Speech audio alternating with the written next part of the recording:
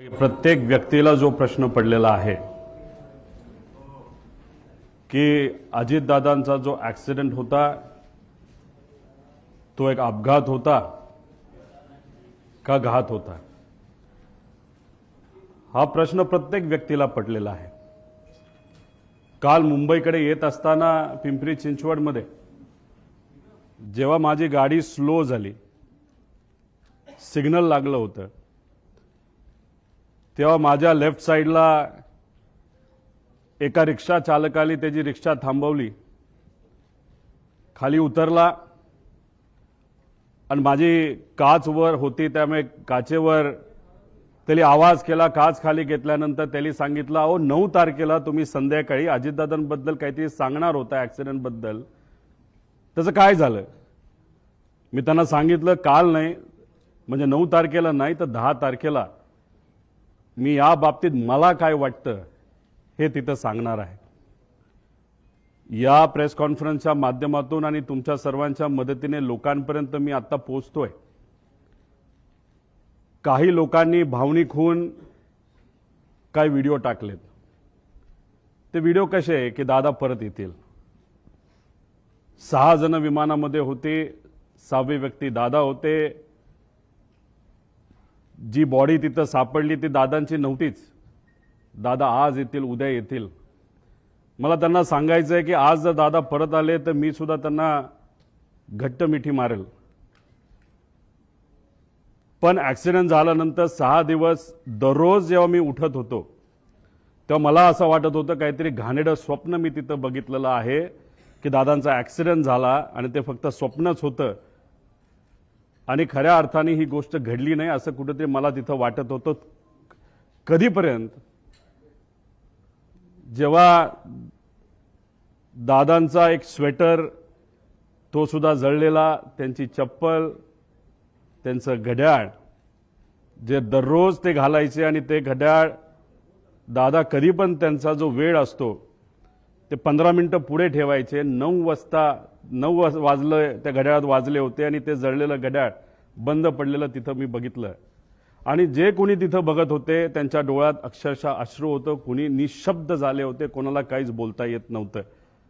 त्यामुळे मला सर्व लोकांना एवढंच सांगायचं आहे की जी घटना झाली नाही, जे दादांना झालं नाही आपल्या सर्वांना वाटतं तसं नसून ही घटना झाली आहे आणि आज दादा आपल्यामध्ये नसले तरी सुद्धा विचाराने ते आपल्या सर्वांबरोबर आहेत। ते हे एक प्रेझेंटेशन इथं मी तुमच्या सर्वांसाठी केलेलं आहे। या प्रेझेंटेशनमध्ये मी स्वतः, माझी टीम, मित्र, ज्यांच्या कोणाकडे पर्यंत मी पोचू शकलो त्यांच्याकडनं जी माहिती आम्हाला मिळाली ती माहिती या प्रेझेंटेशनच्या माध्यमातून आपल्या सर्वांपर्यंत आणण्याचा प्रामाणिकपणे प्रयत्न केलेला आहे। काही लोक म्हणतील ही कुठून आणली, कशी आणली? ही आम्ही आणली आहे। अजितदादांच्या प्रेमापोटी ही माहिती आम्ही गोळा केलेली आहे। मी सरकारमध्ये नाही, आम्ही सरकारमध्ये नसलो तरी जे काही जमलं, कारण का शेवटी दादा असतील, साहेब असतील, आम्हा सर्वांना एवढंच सांगितलेलं आहे की प्रयत्न करत राहावा आणि तो प्रयत्न या प्रेझेंटेशनच्या माध्यमातून हाच केलेला आहे की खरं काय घडलं याची माहिती लोकांना पाहिजे, आम्हाला माहिती पाहिजे, म्हणून हा प्रामाणिक असा प्रयत्न तिथं केलेला आहे। माझ्यासारख्या छोट्याशा कार्यकर्त्याला जर एवढं जमत असेल तर मला असं वाटतं की जर सगळ्या रिसर्च एजन्सी, इन्व्हेस्टिगेशन एजन्सी जर सरकारने नाही तर सरकारमध्ये असणाऱ्या लोकांनी जर लावल्या तर लवकरात लवकर आपल्याला या बाबतीतलं रहस्य त्या ठिकाणी कळू शकतं। सुरुवात करत असताना आता दादांचा मुंबई ते बारामतीचा विमान प्रवास थोडक्यात दिलेला आहे। 210 किलोमीटर विमानाचं अंतर त्यांना तिथं कव्हर करायचं होतं। 27 मिनिटं त्यांना त्या ठिकाणी लागणार होती आणि विमान कुठलं होतं तर VSR ही एक कंपनी ऑपरेटर त्यांचं त्या ठिकाणी ते होतं। लेअरजेट नावाचा एक ब्रँड आहे, बंबार्डियर नावाची एक कंपनी आहे कॅनडाची, पण हे विमान हे अमेरिकेमध्ये त्या ठिकाणी बनलं आहे। पुढं आता याबद्दल विमानाबद्दल बोलायचं झालं, बंबार्डियर एरोस्पेस 2010ला हे विमान बनलेलं आहे। लेअरजेट 45 हे विमानाचा टाईप आहे, खूप फास्ट विमान असतं। 51,000 फूट उंचीवर हे विमान त्या ठिकाणी ट्रॅव्हल करतं। बाकीचे जर विमानं आपण बघितले त्याच्यामध्ये कुठली असू द्या तर ते विमानं हे 41,000च्या आसपास त्या ठिकाणी असतात. आता हे विमान लेअरजेट 45 असं त्या ठिकाणी दिसतं. त्याचे इंटरनल पार्ट हे मी तुम्हाला इथं दाखवले. अंदाजे अजूनपर्यंत आम्हाला कळलेलं नाही. अंदाजे या बाजूला म्हणजे लेफ्ट साईडला दादा तिथे कुठंतरी त्या ठिकाणी बसले असावे. या सेक्शन मध्ये आपल्या बॅगा नाहीतर अतिरिक्त जो काय आपल्या बरोबर सामान असतं हे सामान या भागामध्ये त्या ठिकाणी ठेवलं जातं. इथं पेट्रोल म्हणजे ह्या पेट्रोलच्या टाक्या आहेत असं आपल्याला समजायला काय हरकत नाही. बाकी डिटेल जर कोणाला पाहिजे असतं तर हे डिटेलमध्ये इथं दिलेलं आहे.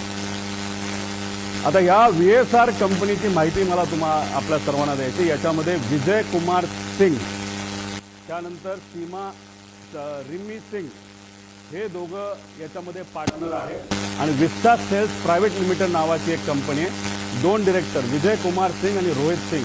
विजय आणि रोहित हा विजयचा मुलगा आहे. रोहित सिंग बद्दल मी पुढे 2-3 स्लाइड पुढे त्या ठिकाणी आपल्या सर्वांना माहिती देतो. याच्यामध्ये जर बघितलं तर हे 3 शेअर होल्डर इथं दिसतात. पण या खोलामध्ये जर गेलो विस्टा सेल्स प्रायव्हेट लिमिटेडमध्ये 27 वेगवेगळे शेअर होल्डर आहेत. ह्याच्यात जर खूप खोलात आपण गेलो तर कोणाची कंपनी आहे, कोण तिथं शेअर होल्डर आहे, विमान कोणाचे हे तिथं आपल्या सर्वांना कळेल. पण याच्या खोलामध्ये तिथं आम्ही जात नाही. त्या पद्धतीची माहिती आमच्यापर्यंत आहे. पण अजून खोलात जाऊन जर उद्या जाऊन लागलं तर ती माहिती आपल्या सर्वांना आम्ही देऊ शकतो. त्यानंतर या कंपनीकडनं या कंपनीचं म्हणजे VSRचं तसं बघितलं तर लेअर जेटच्या बाबतीत त्यांची मोनोपोली आहे या देशामध्ये. सगळ्यात जास्त लेअर जेटचे विमानं जर कोणाकडे असतील तर ते VSR नावाच्या कंपनीकडनं विजय कुमार सिंग एक छोट्या कंपनीमध्ये काम करायचे. पण नंतर कष्ट केले असतील नाहीतर काय बऱ्याच काय गोष्टी झाल्या असतील. त्यांनी स्वतःची VSR नावाची ही कंपनी तिथं सुरू केलेली आहे. पुढे आता अपघाताच्या दिवसाची टाइमलाईन जर आपण बघितली तर 7:02 तिथं जो क्रू असतो म्हणजे पायलट अटेंडंट हे सगळे तिथं 7:02 तिथं पोहोचले. कॅप्टननी चेक केलं बारामती एअरपोर्टला. तिथं फोन केला असेल, माहिती घेतली असेल, ATCशी बोलणं झालं असेल, बाबा तिथं विजिबिलिटी आहे का असा प्रश्न तिथं केल्यानंतर तिथं ऑल ओके 7:10 सांगण्यात आलं. 7:17 दीपक जाधव विदीप जाधव जे त्यांचे PSO होते दादांचे हे तिथं पोहोचले होते. 7:50 दादा विमानतळाकडे पोहोचले. 7:56 विमान मुंबई विमानतळ रडारच्या संपर्कात आलं की मुंबईच्या ATCला सांगितलं आता आम्ही टेक ऑफ करायला तयार आहे. 8:10 आणि 51 सेकंदला हे टेक ऑफ झालं. तुम्ही म्हणताल या बाजूला काय, या बाजूला काय आहे याची माहिती थोड्या वेळानंतर मी आपल्या सर्वांना देतो. पण ही माहिती अतिशय महत्त्वाची आहे. एका ग्रुप चॅटची ही माहिती आहे आणि त्या ग्रुप चॅटवर खूप काय आपल्याला पुढे जाऊन कळणार आहे. नाव फक्त दिलंय, पुढचा नंबर तिथं मी दिलेला नाही पण नंबर सुद्धा तिथं आहे. एका ऍक्च्युअल ग्रुप चॅट मधले हे स्नॅपशॉट तिथं काढलेले. त्या ग्रुप चॅट मध्ये अधिकारी सुद्धा असतात, PA सुद्धा असतात. त्याबद्दलची माहिती मी पुढे तुम्हा सर्वांना देतो. आता विमान 8:22 विमान लोणावळा जवळच्या आसपास त्या ठिकाणी तिथं असेल. 8:25 विमान पुणे जवळ, पुणे शहराजवळ असेल. 8:30 विमान यवत हे जे गाव आहे त्याच्या आसपास असेल. 8:32 सुपे म्हणून गाव, सुपे जळगाव गाव हे बारामतीमध्ये आहे तिथं असेल. 8:43 ते 8:45 दरम्यान दुर्दैवी घटना, खरंच जी घटना अतिशय आपल्या डोळ्यांमध्ये पाणी आणते ती घटना या टाइमच्या वेळेस त्या ठिकाणी घडली. 9 वाजता दादा गंभीर जखमी आहेत. ऍक्सिडेंट झाला हे तुम्हा आम्हाला कळलं होतं पण आमच्या सगळ्यांच्या मनात असं होतं की जखमी आहेत, हॉस्पिटलमध्ये आहेत पण जिवंत आहेत अशी कुठली बातमी आमच्या कानामध्ये यावी. तशी 9 वाजता ती बातमी सुरू होती. पण 9:45 पहिली बातमी आली ती म्हणजे दादांच्या निधनाची, जी ऐकल्यानंतर अक्षरशः मन पण सुन्न झालं आणि डोकं सुद्धा सुन्न त्या ठिकाणी झालं. आता ही माहिती म्हणजे हा जो प्रवास आहे, हा प्रवास हे जे एक सॉफ्टवेअर आहे नाहीतर ऍप आहे, ज्याच्याकडे विमान असेल त्यांना हे ऍप उघडता येईल. जो पायलट असेल हे ऍप उघडता येईल. युनिव्हर्सल ऍप आहे. याच्यामध्ये तुम्हाला सगळ्या विमानाची माहिती तिथं कळू शकते. त्याच्यात जर आपण गेलात तर ह्याच्यामध्ये हे किती वर्षापूर्वीचं विमान होतं तर 16 वर्षापूर्वीचं ही सगळी माहिती असते. ह्याच्या आधी 2 दिवस म्हणजे 26ला आणि 25ला हे विमान कुठं गेलं होतं? मुंबई सुरतला एकदा गेलं, परत सुरत मुंबईला तिथं गेलं. म्हणजे हा जो विमानाचा प्रवास आहे ही घटना घडायच्या आधी तर सुरतला हे विमान तिथं जाऊन आलं होतं. आता हे महाशय म्हणजे हे जे मालक आहेत सिंग यांनी काय स्टेटमेंट दिलं? विमान चांगल्या स्थितीत होते आणि मेंटेन्ड होते, हा सगळ्यात महत्वाचा मुद्दा तिथं आहे. वैमानिक अनुभवी होते, हा दुसरा महत्वाचा मुद्दा त्याच्यामध्ये आहे. अपघात व्हिजिबिलिटी इश्यूमुळे झाल्याची शक्यता आहे, हाही मुद्दा त्याच्यामध्ये त्या ठिकाणी आहे. आता या आमच्या ताई बारामतीच्या आहेत, त्यांचं काय स्टेटमेंट हे थोडंसं तुम्ही ऐकून घ्यावं. गावाकडून आलं होतं, पूर्ण असा विमानाचा आवाज वेगळाच येत होता नेहमी. म्हणजे यांचं आणि तिथं असणारे बरेच काही हे आहेत की त्यांचं असं मत होतं की रोज तिथं जे पायलटला शिकवलं जातं त्याची विमानं रोज ये जा करत असतात. दादांची विमानं बऱ्याच वेळा आलेली आहेत, मोठ्या मोठ्या व्यावसायिकांची विमानं आलेली, पण हे विमान जेव्हा त्या गावाच्या वरून गेलं होतं एक तर ते जवळून गेलं होतं आणि त्याचा आवाज थोडा वेगळा आला होता. म्हणजे कदाचित मेंटेनन्सचा हा मुद्दा असू शकतो. पुढे आता हा व्हिडिओ तुम्ही डिटेलमध्ये बघा. हा व्हिडिओ एका ग्रामपंचायतीचा व्हिडिओ आहे. हे गोल दाखवलंय, तो जे विमान आलं सरळ झालं ते तिथं टिल्ट झालं आणि दुर्दैवी 11 सेकंदात ते खाली आपल्या सगळ्यांना पडलेला आणि तो स्फोट झालेला त्या ठिकाणी बघायला मिळाला. म्हणजे हा सगळा सीसीटीव्ही फुटेज हा आपल्या सर्वांना बघायला मिळतो आणि हे झालं, हे सीसीटीव्ही फुटेज आपल्याला मिळालं म्हणून आता आपण सर्वजण चर्चा करू शकतोय. हे सीसीटीव्ही फुटेज आलं नसतं तर जसं इतर प्लेन क्रॅश बद्दल नुसतं मोघमच बोललं जातं तसंच कदाचित या बाबतीत सुद्धा दुर्दैवाने बोललं जाऊ शकलं असतं. पण हा सीसीटीव्ही फुटेज आपल्या सर्वांसाठी अतिशय महत्वाचा आहे. आता याच्यामध्ये आपल्याला प्रश्न काय पडतात? म्हणजे मालक तर बोलून गेला की काय झालं असावं, हे असेल तर ह्याच्यामध्ये विमान काय बिघाड, म्हणजे ह्याच्यामध्ये काय बिघाड झाला होता ज्याच्यामुळे ते विमान स्टॉल झालं. स्टॉल झालं म्हणजे बंद पडून ते एका बाजूला त्या ठिकाणी वळलं. तर का ते स्टॉल झालं, असं का झालं? मेकॅनिकल फेल्युअर झाला असेल का? त्यानंतर टेक ऑफ पूर्वी विमान चेक करण्यात आले होते का? आपण कधी गाडी घराच्या बाहेर काढत असताना पेट्रोल आहे का, ऑइल आहे का, ह्या बेसिक गोष्टी बघतो. तसं विमान उडत असताना उडवायच्या आधी त्याच्यामध्ये टेक ऑफ पूर्वी विमानाचं इन्स्पेक्शन एक मेकॅनिकल अधिकारी करत असतो. त्याचं कामच तेवढं असतं की विमान नीट आहे का, सगळ्या केबल लागल्यात का. जसं की लिफ्ट आपल्या घरी असेल नाही तर ऑफिसमध्ये असेल आणि त्याचं इन्स्पेक्शन जर करायचं असेल तर त्या ज्या केबल आहेत त्या नीट आहेत का, बटणं नीट दाबली जातात का, आणि समजा जर लाईट गेली तर लिफ्ट ऑटोमॅटिकली एका फ्लोअरला येऊन थांबते का, हे जे बेसिक लिफ्टमध्ये चेक केले जातात. हे तर 51,000 फीटला उडणारं विमान आहे आणि ह्याचं चेकअप तर करावाच लागतो. हे DGCA सुद्धा सांगितलेलं आहे. जगातल्या प्रत्येक देशामध्ये हे आपल्याला तिथं फॉलो करावं लागतं. त्यामुळे टेक ऑफ पूर्वी याचं काय चेकअप झालं होतं का? चेक करणारे कर्मचाऱ्यांना आता आपल्याला पकडावं लागणार आहे, बोलावं लागणार आहे, चर्चा करावी लागणार. ते आम्ही करू शकत नाही, पण जी कुठली एजन्सी आता सरकारने दिलेली आहे त्या एजन्सीला तिथं असणारे जे कोणी चेक करणारे कर्मचारी आहेत त्यांच्याशी तिथं आपल्याला बोलावं लागेल. टेक लॉग हा प्रत्येक विमानाचा टेक लॉग हा केला जातो. टेक लॉग असेल तो जो अधिकारी आहे मेकॅनिकल इन्चार्ज तो सही करतो आणि विमान चालक जे असतात को पायलट आणि मेन पायलट हे त्याच्यावर तिथं सही करतात. टेक लॉग सुद्धा आता आपल्याला शोधायचं आहे. आणि विमान हे जे होतं ते एअरवर्दी होतं का, म्हणजे विमान उडण्याच्या लायकीचं होतं का, असा एक वेगळा रिपोर्ट हा DGCAचा असतो. तो सुद्धा तिथं बघण्याची जरूरत आहे. रुटीन लाईन मेंटेनन्स हा करावा लागतो. एक मेन मेंटेनन्स, इंजिन काढावं लागतं, घालावं लागतं, ऑइल चेक करावं लागतं सगळं. आणि त्यानंतर हा रुटीन मेंटेनन्स, कुठलाही प्रवास झाल्यानंतर ते विमान चेक करावं लागतं, त्याला रुटीन मेंटेनन्स बघावं लागतं. आणि हे अतिशय क्रिटिकल एरिया असतो हा पोलिसांचा विमानाचा. तिथं सगळीकडे सीसीटीव्ही कॅमेरा असतात. तिथं मोठ्या मोठ्या इंडस्ट्रियलिस्टचे विमानं ठेवलेली असतात आणि तिथं सगळीकडे हँगरच्या बाहेर आणि हँगरच्या आत सीसीटीव्ही कॅमेरा त्या ठिकाणी असतात. त्यामुळे ते सीसीटीव्ही कॅमेरा कुठे आहेत, कसे आहेत, कोण मेंटेन करत होतं, खरंच विमानाला कुणी हात लावला होता का, चेकिंग झालं होतं का, हे सगळं तिथं बघण्याची आपल्या सर्वांना जरूरत आहे. आणि विमानाचा हेवी बेस मेंटेनन्स हा कधी केला, कसा केला, काय केला, त्याला विमान कंपनीली सुद्धा शेड्यूल दिलं असतं आणि त्या शेड्यूल प्रमाणेच आपल्याला मेंटेनन्स हा करावा लागतो. ते झालं होतं का, त्याचा रिपोर्ट कुठे आहे. आणि हे रिपोर्ट का मागतोय, कारण का हे जे VSR कंपनी आहे त्या VSR कंपनीमध्ये अनेक एक्स DGCIचे लोक काम करतात, नाही तर त्यांचे कन्सल्टंट आहेत. त्यामुळे आम्हाला भीती अशी आहे की आतापर्यंत गेल्या 13-14 दिवसामध्ये काहीच झालं नाही, फक्त CCTV गोळा केलेले आहेत. बाकी ह्यांनी अजून सुद्धा रिसर्च नाही तर इन्व्हेस्टिगेशन काही झालेलं नाही. आणि असं जर टाइमपास करत राहिले तर मग हे सगळं मॅन्युप्युलेट केलं जाऊ शकतं. हे सगळे खोटे रिपोर्ट हे केले जाऊ शकतात. त्यामुळे रिपोर्टवर फक्त विश्वास ठेवून चालणार नाही, सगळे CCTV आपल्याला त्या ठिकाणी बघावं लागतील. आता ह्याच्यामध्ये या कंपनीचा इतिहास आपण तिथं बघू. तुम्हाला आठवत असेल 2023ला एक ऍक्सिडेंट झाला होता.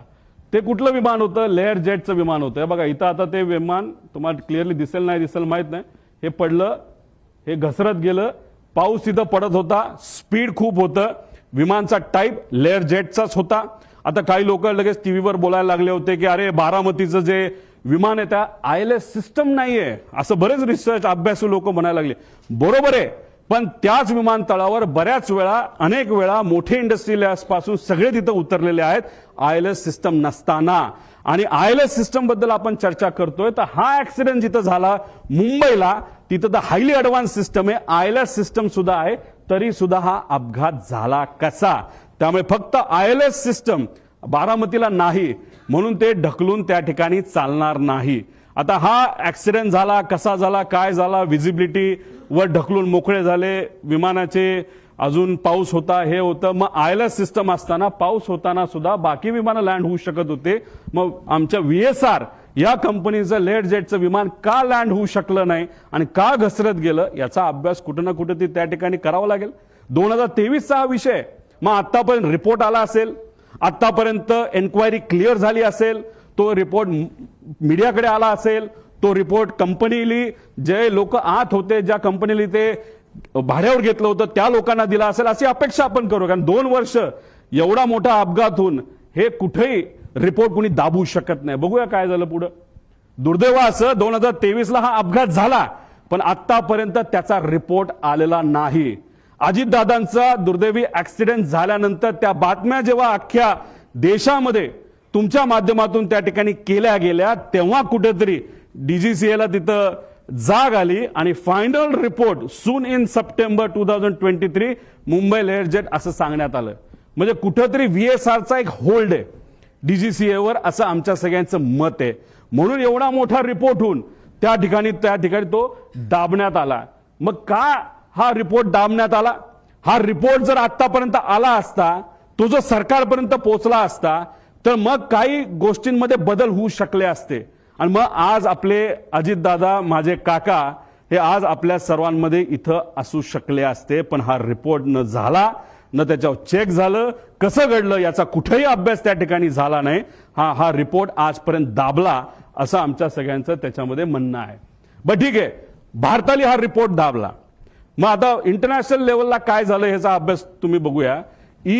EASA European aviation safety agency, ह्यातले काही विमान आहेत, लेगेसी आहे, ग्लोबल आहे, जे विमानं दुबईला पण पोहोचू शकतात, लंडनला सुद्धा पोहोचू शकतात, एवढी मोठी विमान आहेत.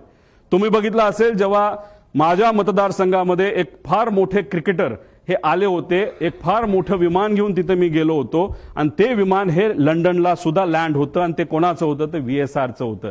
मग हे विमान लंडनला तिथं पोहोचत असेल, नाही तर युरोपमध्ये तिथं जात असेल, जेव्हा ही घटना भारतामध्ये, महाराष्ट्रामध्ये, मुंबईमध्ये घडली 2023ची, त्याची दखल युरोपियन एव्हिएशन सेफ्टी एजन्सीने घेतली आणि एजन्सीने VSRला विचारलं, अरे बाबा तुला TCO थर्ड कंट्री ऑपरेटर म्हणून आम्ही परवानगी दिलेली आहे, तुम्ही आमच्याकडे लँड होऊ शकता, पण ही घटना घडली कशी याचा रिपोर्ट आम्हाला तू दे, सेफ्टी तू करतो काय करतो कशा, या बाबतीत आम्हाला थोडी तरी माहिती दे. दुर्दैवाने आतापर्यंत ती माहिती ही या मोठ्या एजन्सीला, या VSR कंपनीली दिलेली नाही. तिथे सुद्धा हे दाबण्यात आलं आणि कुठंतरी काहीतरी गोष्ट लपवण्यात आली आणि त्यांनी सांगितलं लेवल 1 ची त्रुटी असल्याच्या कारणाने EASA कडून VSRचा परवाना रद्द झाला. लेवल 1 म्हणजे काय? सगळ्यात बेसिक सेफ्टी, ज्याच्यामुळे ऍक्सिडेंट होऊ शकतो, विमान पडू शकतं, माणूस जाऊ शकतो, याला लेवल 1 ची सेफ्टी त्याच्यामध्ये म्हणतात आणि ते तिथं झालं. आता there is major non compliance, त्याने हे direct serious risk to flight safety immediate corrective action required, त्याशिवाय आम्ही उडून देणार नाही असं युरोपियन एजन्सीने सांगितलं. आणि त्यांनी काय केलं, सस्पेंडेड ऑपरेशन, ग्राउंडेड एअरक्राफ्ट, सगळे अप्रुव्हल्स आणि सर्टिफिकेट काढून टाकले. सगळा मेंटेनन्स आणि त्याच्या फ्लाईट ऍक्टिव्हिटीज त्या युरोपमध्ये होत्या सगळ्या बंद करून टाकल्या. आता हे जर युरोपची कंपनी करू शकते, हे महाराष्ट्रात घडलं, देशात घडलं, तरी VSR अजूनपर्यंत का विमानं उडवते असा प्रश्न आमच्या सगळ्यांचा आहे. माझे काका गेले, आपले दादा त्याच्यात गेले, पण आज VSRच्या माध्यमातून सीएमांची फ्लाईट तिथे घेतल्या जातात, सगळ्या मंत्र्यांच्या फ्लाईट घेतल्या जातात, तिथं दुसरे उपमुख्यमंत्र्यांच्या फ्लाईट घेतल्या जातात. त्यांच्या सेफ्टीबद्दल तर आपण विचार केला पाहिजे. एक नेता आमचा गेला, पण बाकी नेत्यांचं काय? मग ह्या VSRला अजूनपर्यंत का परवानगी दिली जाते? त्यांचा एवढा होल्ड की अजितदादांचा ऍक्सिडेंट होऊन सुद्धा त्यांना तिथं थांबवलं जात नाही. ESA सारख्या मोठ्या एजन्सीनी त्यांचा रद्द परवाना करून सुद्धा त्यांना तिथं परवानगी दिली जाते. तर एवढं फेवर VSRला का केलं जातं असं आमचं मत आहे. मग आम्ही काय केलं, एक्स पायलट, जे पायलट VSR कंपनीमध्ये काम करत होते, जे इंजिनियर VSR कंपनीमध्ये काम करत होते, DGCAचे एक्स अधिकारी जे VSRला ओळखून होते, या सर्व लोकांची चर्चा केल्यानंतर तुमच्यातले काही अभ्यासू आणि रिसर्च करणारे पत्रकार सुद्धा अशा लोकांना भेटल्यानंतर ह्या गोष्टी समोर आल्या. फ्लाईट ड्युटी टाइम लिमिटेशन, 12 तास गॅप लागतो. जर मी पायलट असेल आणि मी जर उडवलं असेल तर 12 तासानंतरच फ्लाईट उडू शकतो. पण ही कंपनी VSR कंपनी हे जे रिपोर्ट असतात FDTL हे मॅन्युपुलेट करतात. म्हणजे फक्त आकड्याचा खेळ त्या ठिकाणी केला जातो. आणि 6 तासापूर्वी सुद्धा जर एखादा पायलट आला असेल तर त्याचा कदाचित इन्सेंटिव्ह दिलं जातं, नाही तर तुला नोकरीवरनं काढतो असं सांगितलं जातं आणि लगेचच त्याला तिथं विमानात बसवलं जातं. त्यानंतर कॉकपिट व्हॉइस रेकॉर्डिंग, म्हणजे एक असतो ब्लॅक बॉक्स. ब्लॅक बॉक्समध्ये फक्त आवाज स्टोअर होतो असं नाही, आवाजाबरोबर ते जे इक्विपमेंट्स आहे ते कसे बिहेव करत होते, कुठं काय एक्सेलरेशन होतं, स्पीड काय होतं, आपली पोझिशन काय होती, कुठला काटा कुठं होता, हे सगळं ब्लॅक बॉक्समध्ये तिथं येतं. पण नॉर्मली जर आपल्याला कॉकपिट व्हॉइस रेकॉर्डर, हे साधे रेकॉर्डर असतात, त्यात कॉकपिटमध्ये काय झालं, संभाषण काय झालं याची माहिती आपल्याला देता येते. VSR मध्ये कॉकपिट व्हॉइस रेकॉर्डर सिस्टम हे बंद ठेवलं जातं. त्यानंतर चेकलिस्ट टेकलॉग हा मेंटेन नीट केला जात नाही, तर मॅन्युपुलेट केला जातो. स्टँडर्ड ऑपरेटिंग प्रोसिजर SOP त्यांचं कुठेही नाही. आणि कॉस्ट कटिंग मध्ये हे महाशय, ही कंपनी अतिशय माहिर आहे. त्याच्यामध्ये मेंटेनन्समध्ये कमतरता दाखवणं, नाही तर कुठलंही विमान, नाही तर हेलिकॉप्टर घ्या, ते हेलिकॉप्टर जर आपल्याला उडवायचं असेल तर त्याच्यामध्ये तास दिले जातात. 2200 तास ब्रँड टू ब्रँड, नाही तर 2500 तास. ते झाल्यानंतर इंजिन चांगलं असलं काही नसलं तर पूर्ण इंजिन 6 कोटी रुपयाचं एखाद्या सिंगल इंजिन हेलिकॉप्टरचं आपल्याला बदलावंच लागतं. तसं इथे असतं. पण या कंपनीकडनं तिथं टायमिंग हे कुठेतरी चेंज केले जातात, मॅन्युपुलेट केले जातात आणि त्यामुळेच कुठेतरी ही घटना घडतात असं आमच्या सगळ्यांचं त्याच्यामध्ये मत आहे. आता गो अराउंड, आता अजितदादांना घेऊन हे विमान फ्लाय करत होतं VVIP, म्हणजे ज्यांना Z+ सिक्युरिटी आहे अशा व्यक्तीला हे विमान घेऊन चाललं होतं. विमान उडत असताना जर तिथं व्हिजिबिलिटीचा इश्यू असेल नसेल तरी त्या पायलटला 2 स्टेशन द्यावं लागतात. एक जिथं चाललाय तिथं आणि बॅकअप एअरपोर्ट तुम्हाला सांगावं लागतं. कदाचित ह्यांनी मुंबई ते एअरपोर्ट दिलं असेल, नाही तर हैदराबाद तिथं दिलं असेल. आता तिथं गो अराउंड करत असताना एकदा ट्राय केला, दुसऱ्यांदा कदाचित त्यांना ते दिसलं नसावं. त्यांनी सांगितलं हो दिसलं, पण दिसलं नसावं, तर तिसऱ्यांदा राऊंड घ्यायला पाहिजे होता. पण ह्यांनी तो घेतला नाही. दुर्दैवाने सेकंड अटेम्प्टलाच त्यांनी तो प्रयत्न केला. जी घटना घडली ती घडली. आणि दुसरं कसं असतं, ह्यांना पुढे कुठे जायचं होतं, अजित काकांना घेऊन हे कुठं जाणार होते, बारामतीला जाणार होते. आणि बारामतीवरनं हे कुठं जाणार होते, शमशाबाद ते पटना, तिथं कोणतरी व्यक्तीला तिथं घेऊन जाणं. म्हणजे ह्यांना घाई होती, नाही बाबा जायचंच आहे, नाही तर 10 लाख रुपये आपलं जे भाडं आहे ते त्याच्यामध्ये बुडू शकतं. आपण पुण्याला गेलो तर हे भाडं आपण बारामतीला पोहोचू शकलो नाही, तेही पैसे आपल्याला मिळणार नाही. म्हणून कुठंतरी या कंपनीकडनं या पायलटवर प्रेशर होतं असंही आपल्याला त्या ठिकाणी बोलता येईल. आता दुसरं स्टॉल वॉर्निंग सिस्टम, म्हणजे याच्यामध्ये एखादं विमान स्टॉल होण्यापूर्वी आपल्याला एक अंदाज येतो, काही ती गडबड त्याच्यामध्ये होते. हे विमान स्मार्ट विमान असतं आणि ह्याच्यातली ही जी काय स्टॉल वॉर्निंग सिस्टम आहे, आमचा प्रॉपर इंटेल आहे. आमचं काही लोकांशी तिथं बोलणं झालंय, फक्त त्यांनी सांगितलं आमचं कृपा करून तुम्ही नाव नका सांगू, आमच्या नोकऱ्या तिथं जातील. त्यांची चर्चा अशी, जे विमान अजित काकांना घेऊन तिथं ते ऍक्सिडेंट झालं त्याच्यामध्ये ही जी स्टॉल वॉर्निंग सिस्टम ती बंद होती.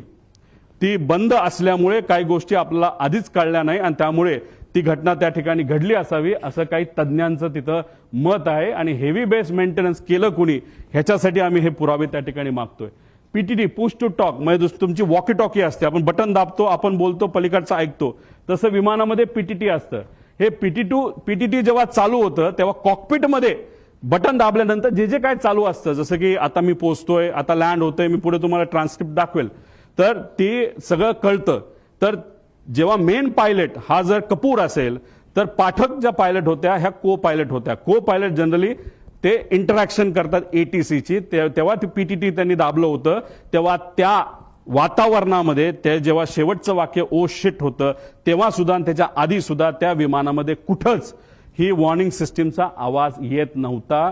पीटीटी दाबून सुद्धा शुकशुकाट होता, म्हणजे ही सिस्टम तिथं बंद होती असं आमचं त्या ठिकाणी म्हणणं आहे. आणि त्यासाठी जे एटीसीचं रेकॉर्डिंग आहे ते तुम्ही चेक केलं, पीटीटी दाबल्यानंतर त्याच्यामध्ये कुठेही ते वॉर्निंग तिथं आल्या नाहीत. आणि ब्लॅक बॉक्स जेव्हा रिकव्हर केला जाईल त्यानंतर आपल्याला बऱ्याच गोष्टी या बाबतीतल्या कळतील.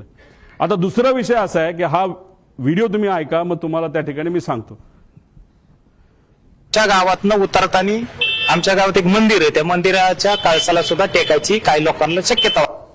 आता हे त्याच वेळी आमच्या गावातनं उतरताना आमच्या गावात एक मंदिर आहे, त्या मंदिर 51,000 फीटला ते उडतं आणि जेव्हा तुम्ही त्या एअरपोर्टच्या जवळ येत असता आणि फारच जमिनीच्या जवळ आल्यानंतर ही सिस्टम तुम्हाला वॉर्निंग देते. जेव्हा तुम्ही एखादा हिंदीचा पिक्चर नाही तर इंग्लिशचा पिक्चर बघितला असेल तेव्हा तिथं तुम्हाला जाणवत असेल एक आवाज ते विमान देत असतं की warning approaching land, warning approaching land, अशा प्रकारची ही सिस्टम त्याच्यामध्ये असते. आणि दुर्दैव असं आमचं असं मत आहे की मंदिराच्या जर जवळ गेला असेल तरी पीटीटी चालू असताना हा आवाज तिथं आपल्याला कुठंही ऐकायला मिळालेला नाही.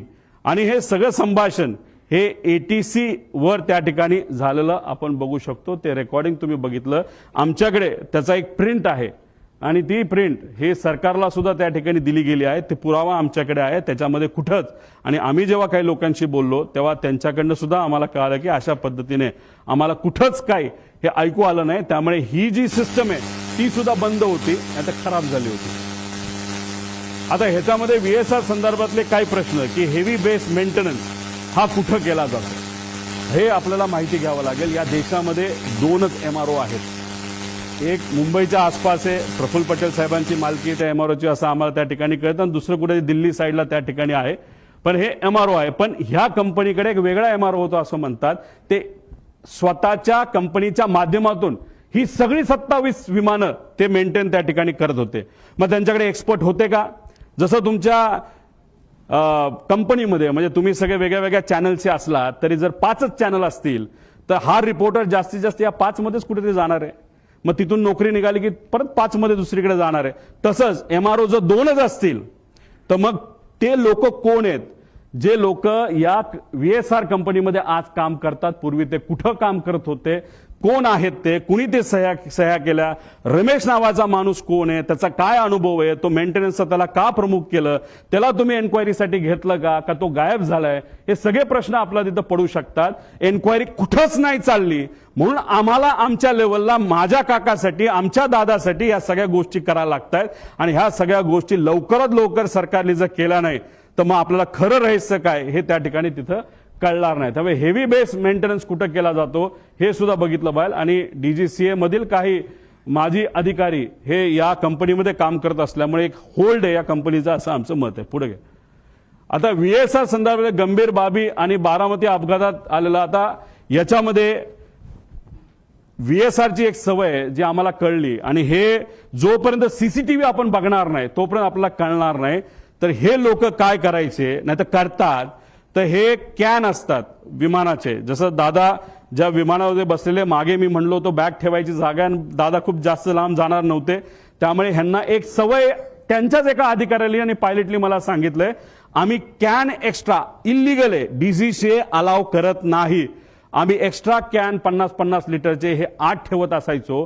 म्हणजे जिथं कुठं लँड होईल तिथे एखादा छोटासा टँकर आणून पैसे देण्यापेक्षा तेच जर आम्ही पेट्रोल ओतलं तर आम्ही सेफ राहू शकतो, असं एका माझी पायलटली ज्यांनी व्हीएसआर मध्ये काम केलं असं आम्हाला तिथं सांगितलंय.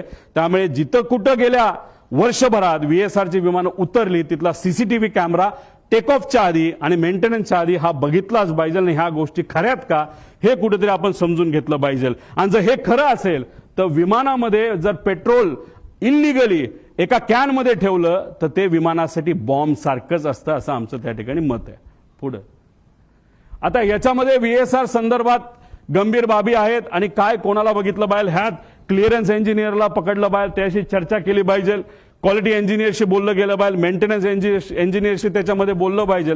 आणि हे सर्व नियमाचं उल्लंघन जर या कंपनीकडनं त्या ठिकाणी झालं पाहिजे तर या व्यक्तीवर कारवाई होणं आणि मनुष्यबळाचा गुन्हा या कंपनीच्या मालकांवर होणं अतिशय महत्वाचं आहे असं आमचं त्या ठिकाणी मत आहे.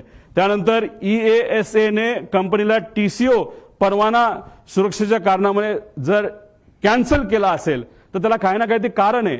आणि असं आहे की हे EASA ही जी युरोपियन कंपनी त्यांनी ऑलरेडी एक कॉपी DGCA ला पाठवलेली आहे. त्यामुळे DGCA ला मला विचारायचं आहे की ही कॉपी तुमच्याकडे येऊन सुद्धा तुमच्याकडे ती दिल्या गेल्यानंतर सुद्धा तुम्ही VSR ला का ऑपरेटिंग टर्म्स मध्ये ठेवलं, का त्याचा तुम्ही परवाना रद्द नाही केला असा प्रश्न एक पुतण्या जेली काकाला त्या ठिकाणी घालवलेला आहे, त्याचा त्या पुतण्याचा आणि एका कार्यकर्त्याचा त्या ठिकाणी आमचा प्रश्न आहे.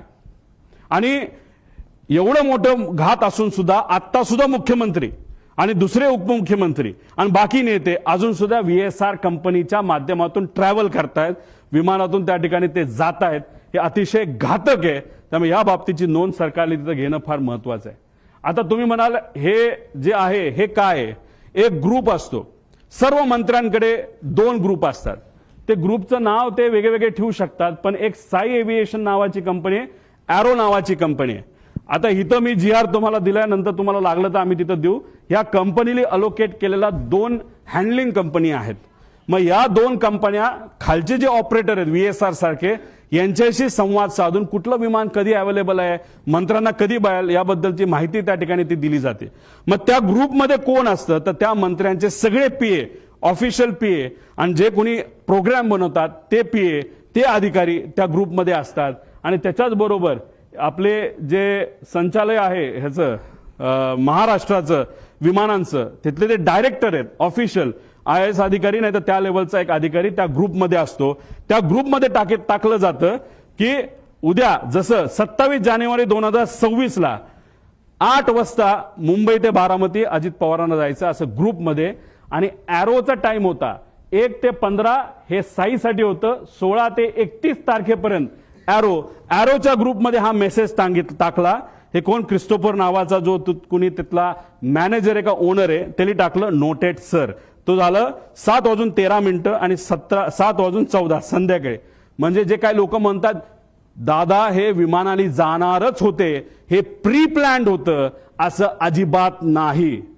आदल्या दिवशी संध्याकाळी 27 तारखेला संध्याकाळी 7:13 वाजता ठरलं की अरे आता खूपच उशीर झालेला आहे, आता उद्या विमानाला गेल्याशिवाय गत्यंतर नाही. नाहीतर दादा गाडीली जे काय प्लॅनिंग केलं होतं, तुम्ही तिथला सीसीटीव्ही बघा देवगिरीचा, तिथं तुम्हाला दिसेल सगळ्या गाडी या लाईनीमध्ये लागल्या होत्या. दादाचा अंदाज होता 5, 5:30 ते 6 पर्यंत आपल्याला गाडीली पुण्यापर्यंत जायचं आणि पुण्यातून बारामतीला गाडीली त्या ठिकाणी जायचं. तरी सुद्धा उशीर झाला म्हणून हा ग्रुपवर मेसेज टाकला आणि हे ग्रुप अशा पद्धतीने त्या ठिकाणी चालवले जातात. आता हे एरो नावाचा ग्रुप कंपनी कोणाची हे आपल्याला पुढे जाऊन बघावं लागेल. आता हे एरो कंपनी आहे, सरकारची विमाने बुक करण्यासाठी ही काम करते. ह्याचा जो हँडलर आहे आता तो कोण आहे आपल्याला शोधावा लागणार आहे, त्याचं फार वजन आहे एअरपोर्टवर, तो म्हणेल तसं तिथं काम केलं जातं असं माझं मत आहे. ही कंपनी कोणाची आपल्याला बघा. एक कंपनीचा डायरेक्टर जो आहे तो पतंजली कंपनीमध्ये सुद्धा डायरेक्टर असं आम्हाला कळालं, पण आम्ही खूप खोलात गेलो असं नाही. ज्याला कोणाला बघायचं असेल ना तर ह्या ज्या इन्व्हेस्टिगेशन एजन्सीज आहेत त्यांनी सुद्धा एरोकडे लक्ष देण्याची जरूरत आहे. आता पुढे जाऊन तुम्हाला सांगतो त्या ग्रुपवर काय चर्चा झाली होती, पुढे घ्या. आता हा प्रश्न आहे घातपात आहे का. मला सुद्धा शंका आहे की कदाचित हे घातपात असू शकतं. का तर हे पुढच्या काही स्लाइड्स मध्ये मी आपल्या सर्वांना सांगतो. आता याच्यामध्ये आम्ही जेव्हा हा रिसर्च करत होतो, चर्चा करत होतो, ते एक सिक्युरिटी एरियामध्ये काम केलेला व्यक्ती, माजी अधिकारी, तो माझ्याकडे आला. त्याने मला सांगितलं तुला इस्रायल माहिती आहे का? मी म्हणलं माहिती आहे. तुला मग मोसाद माहिती आहे का? म्हणलं माहिती आहे. मग त्याचं काय? ते म्हणले हे पुस्तक बघ. मी म्हणलं बर, मग या पुस्तकाचं काय? ते म्हणले त्या पेजवर तू जा आणि त्या पेजवर एक लाईन आहे, ती लाईन तू त्या ठिकाणी वाच. ती कुठली लाईन आहे? ती ही लाईन आहे. आता डेगन नावाचा जो माणूस आहे तो एक एजंट आहे. एजंट म्हणजे कोण? जो एखाद्या व्यक्तीला असॅसिनेट नाहीतर एखाद्या व्यक्तीला मारायचं असेल प्लॅनिंगली, तर हा तो डेगन नावाचा एजंट आहे. त्याचं सगळ्यात उत्कृष्ट पद्धत मारायची काय असते त्या डेगन नावाच्या पुस्तकात दिलेलं आहे की sometimes it's most effective to kill the driver and that's that. त्याचा अर्थ की एखाद्या व्यक्तीला आपल्याला जर मारायचं असेल तर सगळ्यात सोपा मार्ग कुठला असेल तर त्या व्यक्तीचा जो चालक आहे त्याला जर आपण मारलं तर विषय संपला. आता गाडीत असेल तर ड्रायव्हर, मोटरसायकलला असेल तर रायडर आणि विमानात असेल तर पायलट, असं म्हणायला काय हरकत आहे. पुढं आता घातपात, आता ही राज्यभरात चर्चा आहे. ह्याच्या खोलात जावं लागेल, ह्याच्या डिटेलमध्ये जाऊन माहिती घ्यावी लागेल, रिसर्च करावं लागेल. पण माझा काका गेलाय, आमचा दादा गेलाय, महाराष्ट्राचा एक फार मोठा नेता गेलेला आहे. तर ही घटना लाईटली घेऊन चालणार नाही. एखादी गोष्ट इकडे तिकडे झाली, आपण इकडे गेलो तिकडे गेलो, कुणी काय केलं, ह्याली काय होणार नाही. आम्हाला जोपर्यंत ह्याची उत्तरं मिळत नाही तोपर्यंत आम्ही शांत बसणार नाही. आता ह्याच्यामध्ये आदल्या दिवशी 27 जानेवारीला रोजच्या वेळेपत्रानुसार दादा संध्याकाळी म्हणजे जेव्हा कॅबिनेटच्या बैठका झाल्या, दादा म्हणाले होते अधिकाऱ्यांना की 4-5 तास मी माझी कामं करेल. काही अधिकारी मला, माझ्या पार्टीतले काही अधिकारी भेटणार आहे आणि काही नेते भेटणार आहेत आणि काही कर्मचारी भेटणार आहेत, त्यांच्याशी मी चर्चा करेल आणि मग मी मुंबईला जाईल, असा दादांचा त्याच्यामध्ये त्या ठिकाणी अंदाज होता. ताफा सुद्धा लागला होता. एक फार मोठे नेते दादांना भेटण्यासाठी येणार होते, ते वेळेत येणार होते पण उशीर झाला. ते उशिरा आल्यामुळे आणि चर्चा उशीरपर्यंत सुरू राहिल्यामुळे दादांचा वेळ त्याच्यामध्ये गेला आणि 5-5:30ला जे दादा गाडीने जाणार होते ते गाडीने जाऊ शकले नाही. त्यांना पर्याय राहिला नाही, त्यांना विमान बुक करावं लागलं आणि म्हणून 7:13 म्हणजे संध्याकाळी दुसऱ्या दिवशीचं विमान हे आदल्या दिवशी म्हणजे 27 तारखेला तिथं बुक झालेलं आपण बघितलं. पूर्व विदर्भातील एक कुठले तरी नेते हे मोबाईल चेक करा दादांचे, नाही तर लँडलाईनवर कोणाचा फोन होता काय होता मला माहित नाही, पण मला जे कळालेलं आहे सही करावीच लागते. फार महत्वाची फाईल आहे आणि मग ती फाईल कुठे हे जेव्हा बघितलं गेलं ती फाईल घरी नव्हती, ती फाईल मंत्रालयाच्या कार्यालयामध्ये होती दादांच्या. दादा कुठलीच फाईल मोकळी ठेवत नाहीत, पण अचानक ती फाईल तिथं होती. मग ती दादांनी बोलवली. बोलवण्यात येण्यात मुंबईचं संध्याकाळचं ट्रॅफिक तुम्हाला माहिती आहे. ती फाईल पोहोचूस तर वेळ गेला. वेळ गेल्यानंतर ती फाईल आली. पण एक मोठा नेता आपल्या पक्षाचं बोलत असेल तर सही तर करावीच लागेल आणि मग दादांनी ती सही केली. ती फाईल यूज तर सही करूस तर त्याच्यामध्ये दुर्दैवाने त्या ठिकाणी वेळ गेला. आता ह्याच्यात खोलात जर जायचं असेल, कारण आमच्या पण ओळखी तिथं आहेत, आमच्या पण जीवाची माणसं आहेत. अजितदादांबरोबर जेव्हा केव्हा मी भेटलो आणि दादांचा जो काही शेवटचे 3-4 महिने होते त्यात मी, दादा आणि त्यांच्याबरोबरचे अधिकारी एकदम घट्टपणे एक फार महत्वाची चर्चा त्या ठिकाणी करायचो. आणि ती करत असताना मग काही अधिकाऱ्यांचे, कर्मचाऱ्यांचे त्याच्यावर आमच्यावर त्या ठिकाणी विश्वास असल्यामुळे तिथं चर्चा काय चालली होती हा विषय जेव्हा केला तेव्हा तिथं चर्चा कुठले तरी राजकीय कन्सल्टंट कोणीतरी आहे, त्यांचा जो कॉन्ट्रॅक्ट आहे जो शेकडो कोटीचा आहे तो आपल्याला कॅन्सल करावा लागतोय, कारण त्यांच्याकडनं काहीच आपल्याला मिळत नाही, त्याचा काहीच फायदा होत नाही. कारण 7 दिवस आधी सुद्धा बारामती हॉस्टेलला दादांना जेव्हा मी भेटलो होतो तेव्हा सुद्धा दादांनी काही लोकांना सांगितलं होतं शहाणपणा करू नका, राजकारण आम्हाला शिकू नका, राजकारण आम्ही कसं करायचं हे माहिती सर्वे फक्त तुम्ही करा, अशी काहीतरी चर्चा तेव्हा झाली होती. आणि अशा पद्धतीची चर्चा तिथं झाली आणि दादांना त्याच्यामध्ये उशीर झाला आणि मग दादांना प्लॅन बदलावा लागला. आता हे सगळे बॅकग्राऊंड तुम्हाला फक्त सांगतोय, त्याचं कारण असं की प्लॅन का बदलावा लागला. आता मी येतो 28 तारखेला. आता काही लोक म्हणतात उपमुख्यमंत्री आहेत, दादा कडक होते, शिस्तीचे होते, दादांनी सांगितलं असेल पायलटला ए बाबा उडलंच पाहिजे, पण दादाचं स्टेटमेंट तुम्ही बघा, ते स्वतःच्या मुखातून ते काय बोलतात. कारण तुम्हाला ते तिकडनं जाणं गरजेचं होतं, कारण वैमानिकाचा दिवस आला की उशीर झाला तर मला निघून जावं लागलं, कारण ते अलीकडचे तास म्हणजे दादा कधी पण विमान उडवत असताना कॅप्टनला विचारायचं, बाबांनो काय वाटतं, जायचं का नाही जायचं, उडायचं का नाही उडायचं, काय अडचण आहे, तुम्हाला जे वाटतं ते करा. एका ठिकाणी त्यांना यायचं होतं, मुंबईकडनं ते उडले पण होते. माझा अंदाज आहे 2-2.5 वर्षापूर्वीची गोष्ट असेल. हेलिकॉप्टरले होतं, लोणावळ्याला धुक्क वाढलं होतं. दादांना त्या कॅप्टनली सांगितलं, थोडंसं दुःख जास्त आहे, रिस्क आहे, पण आपल्याकडे डबल इंजिन हेलिकॉप्टर आहे, अजिबात दादा काळजी करू नका. दादा म्हणले काय नाही, मुंबईला परत दे. दादा परत मुंबईला गेले आणि गाडीली पुण्याकडे त्या ठिकाणी आले. हे दादांची वस्तुस्थिती होती. दादांचं एक मत होतं, जो एक्सपर्ट आहे, जो त्यातला एक्सपर्ट आहे त्याचा ऐका, अभ्यास करा, रिस्क उगाचच त्याच्यामध्ये त्या ठिकाणी घ्यायची नाही, अशी दादाची भूमिका होती. हे होते आमचे दादा, जे वेळेवर एअरपोर्टला पोहोचले, पण नंतर जे घडलं त्याच्यामध्ये काही गोष्टी तुम्हाला पुढे मी सांगतो. पुढे घ्या. आता हे एक ईमेल आहे. या ईमेलमध्ये 2 नावं आहेत क्रू डिटेल्सची. ह्याला क्रॉस व्हेरीफाय करावं लागेल हे ईमेल. याच्यामध्ये कॅप्टन साहिल काहीतरी आहे बाबा मदन आणि कॅप्टन यश असे 2 नावं प्रपोज केली गेली होती. बाकी सगळं तिथं लिहिलेलं आहे आणि कुठं जाणारे मुंबई बारामती वगैरे सगळं तिथं दिलं होतं. आता हे आहेत दोघं, पण झालं असं की नाव ते दुसऱ्या दिवशी बदलण्यात आलं. हे आहेत मदन. मग त्यांच्या मिसेसली एक मेसेज ते सोशल मीडियावर टाकलं होतं की मदनचं नाव जेव्हा सुरू झालं होतं तेव्हा त्यांच्या मदनच्या नावाने तिथं सुरू झालं होतं की वाईट वाटतं, दुर्दैवी त्यांची मृत्यू झाला. मग त्यांच्या मिसेसनी ते तिथं टाकलेलं आहे. आता हे दोघांची नावं होती, पण मग हे त्यांना त्या ठिकाणी नियुक्ती झाली, म्हणजे पाठक आणि कपूर यांचं नाव तिथं आलं. तर मग आमचा विषय, आणि कधीच तुम्ही बघितला असेल, कपूरचे कुठला तरी मित्र कुठेतरी बोलत होता की बाबा कपूर आदल्या दिवशी बाहेरून आला होता भारताच्या, तो उडवणारच नव्हता, पण मग त्याला अचानक सांगितलं आणि मग त्यांनी उडवायला घेतलं विमान, असं तुम्ही कुठेतरी ऐकलं असेल.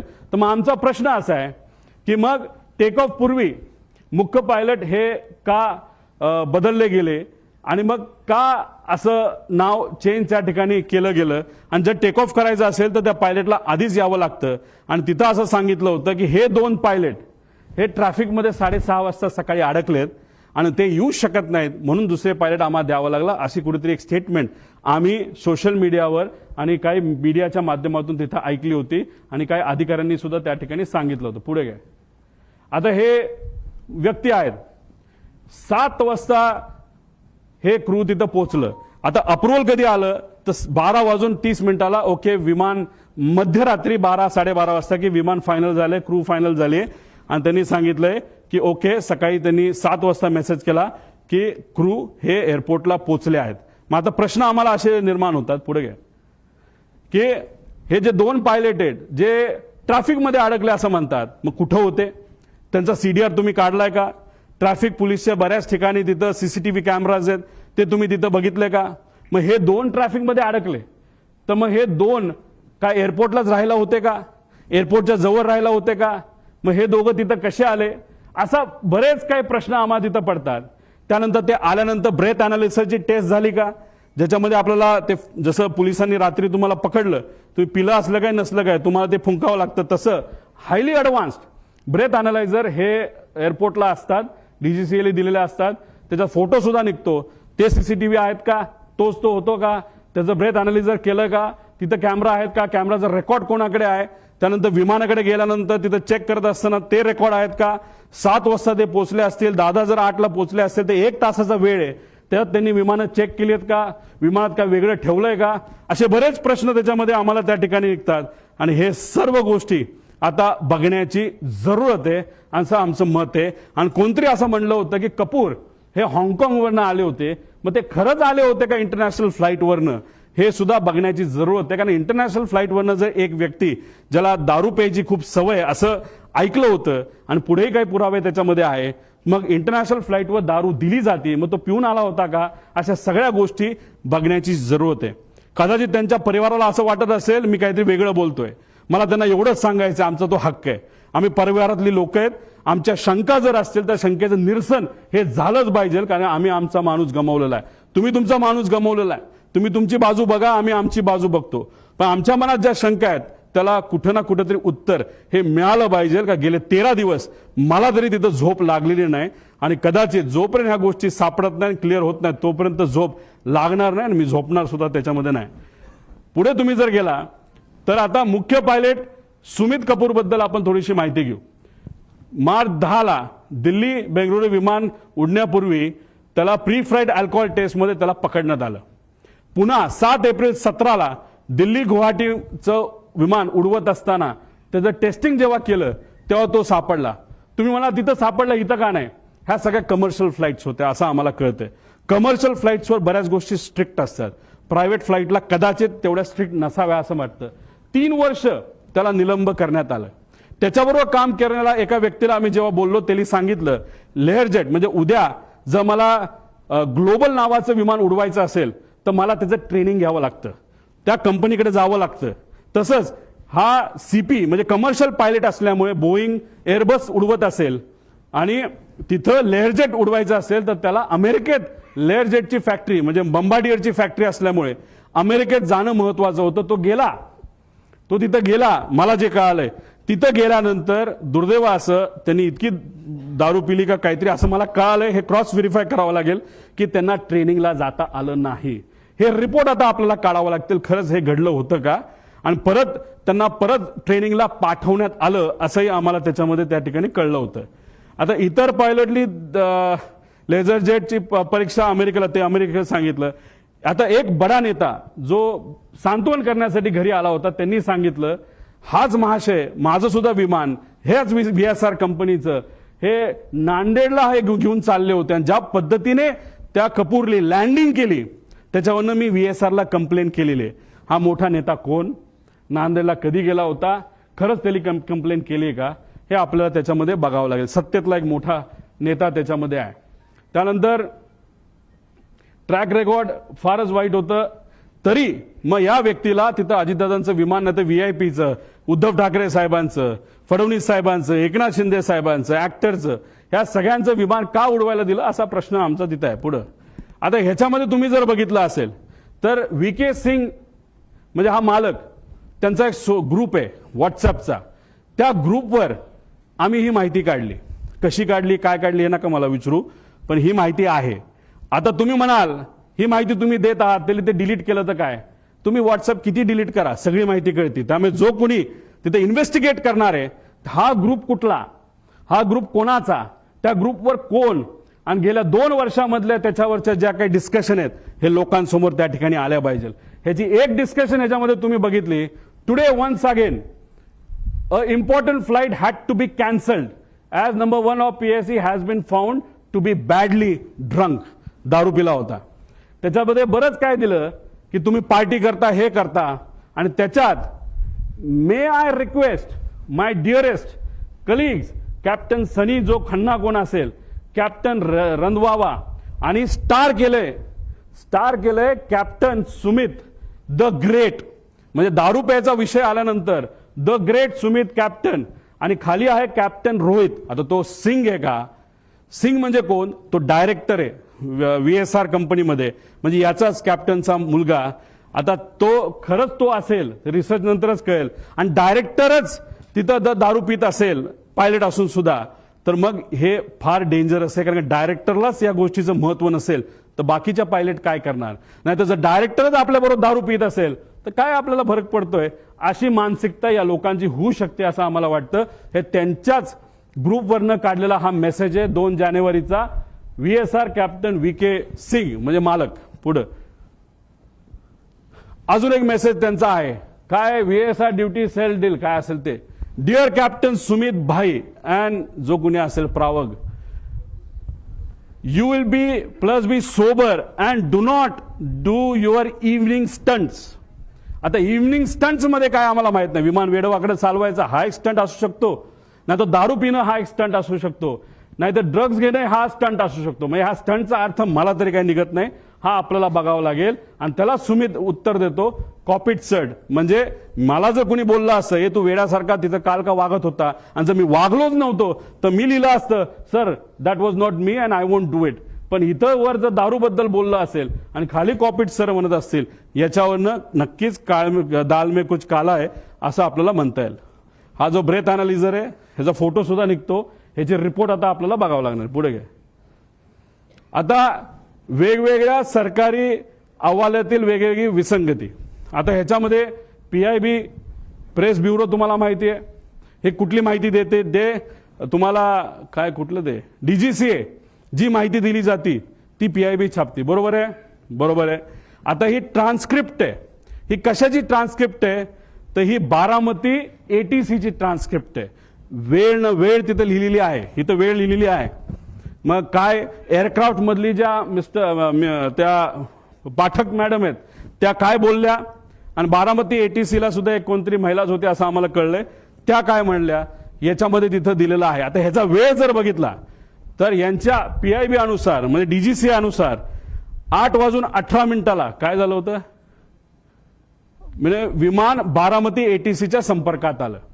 म्हणजे DGCA काय म्हणते, म्हणजे PIB काय म्हणते, 8:18 हे विमान हे बारामती ATCच्या संपर्कात आलं. पण हे विमान आलं होतं 8:19. तुम्ही म्हणता एका मिनिटाला काय होणार आहे, हे विमान इतकं स्पीडमध्ये चालतं, हे एका मिनिटात हे विमान 15 किलोमीटर चालतं. आणि दादांचं जी काय घटना घडलेली आहे, काही मीटरमध्ये घडलेली आहे, याच्यावरनं एक मिनिटं हा महत्वाचा आहे. मग एवढी मोठी घटना घडली असेल तर मग 2 रिपोर्ट जे आहेत हे रिपोर्ट वेगळे का, असा प्रश्न एक परिवारातला एक व्यक्ती म्हणून त्या ठिकाणी मी करतो. आता आगीचे लोट दिसण्याचे टायमिंग PIB DGCA किती म्हणतं, 8:44. पण ट्रान्सक्रिप्ट प्रमाणे इथं 8:43:55 सांगितलं की मला आता लँडिंग पॅड म्हणजे स्ट्रिप तिथं दिसतीये.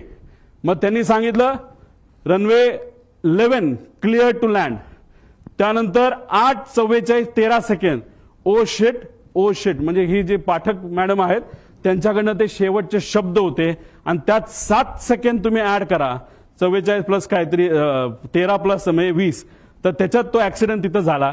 म्हणजे हे टायमिंग आणि हे टायमिंग जर इथं 20 सेकंद तुम्ही ऍड केले, म्हणजे 13 प्लस 7 20.20 म्हणजे 20 सेकंडचा याच्यामध्ये फरक आहे.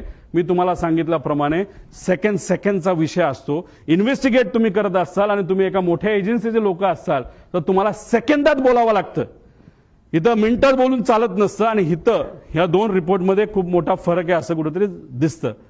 आता हा एक ट्रान्सपॉन्डर एक असतं विमानाला, विमान सांगत असतं सॅटेलाइटच्या माध्यमातून मी इथे आहे, माझं स्पीड किती आहे, मी अलाइन झालोय का, एअरपोर्टचं जे स्ट्रिप आहे त्याला मी अलाइन झालोय का, तिथून माझं डिस्टन्स किती आहे, माझी हाईट किती आहे, माझं लोकेशन कुठे आहे, हे सगळं तिथं दिलं जातं. आणि हे आमच्याकडे आहे, ही माहिती ही आम्हाला एका सॉफ्टवेअरच्या माध्यमातून, जे मगाशी तुम्हाला सॉफ्टवेअर सांगितलं त्यातून आम्हाला सगळी माहिती कळाली. फक्त शेवटच्या 1 मिनिटाची आम्हाला माहिती कळाली नाही. कदाचित ट्रान्सपॉन्डर हा मुद्दामून विमानाच्या आतून हा बंद केला होता. तुम्हाला टिल्ट होताना जे विमान दिसते त्या ट्रान्सपॉन्डर बंद होता. ट्रान्सपॉन्डर हा 8:43.18 ह्याच्यात तुम्ही म्हणाल हे तर टाइम वेगळा दिसतोय, ह्यात फ्लाईट रडारच्या शेवटच्या UTC टाइम म्हणजे 3 ते म्हणजे ह्याच्यामध्ये 5 तास आपल्याला ऍड करावं लागतं. त्यात 8:43.18 जेव्हा हे बंद झाला ट्रान्सपॉन्डर, का बंद झाला, का कुणी बंद केला, असे प्रश्न आम्हाला त्याच्यामध्ये आहे. आता आपल्याला शेवटपर्यंत कळालं असतं.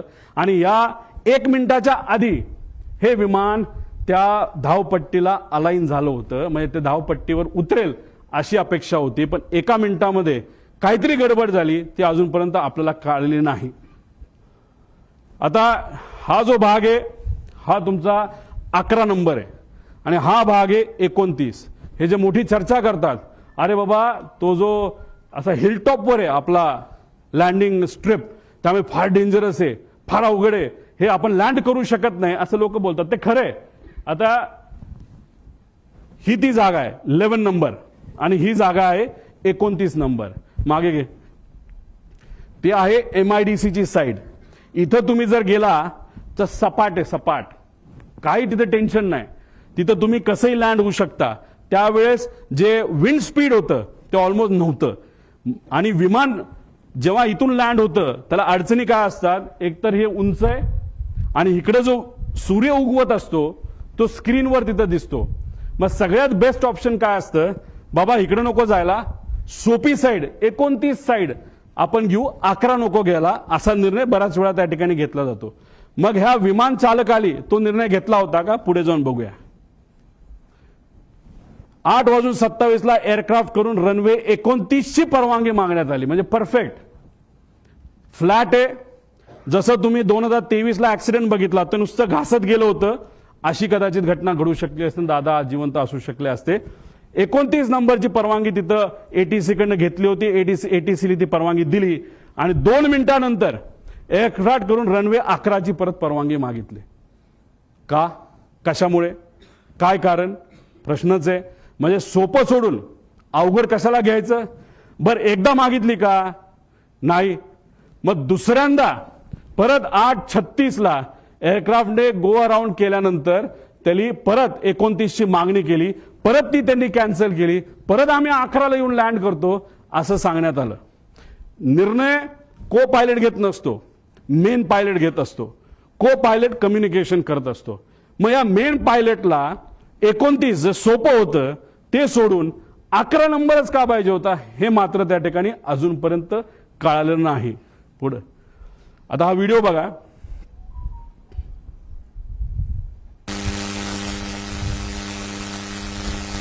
थोडं मागे या. ही लांबून तुम्हाला दिसत असेल, हे दुःख आहे. विजिबिलिटी हा प्रॉब्लेम होता. मागे या बाजूला थोडंसं तुम्ही जर बघितलं तर एक लाईन दिसते आणि नंतर ब्लास्ट दिसतो. थोडंसं डिटेलमध्ये बघा.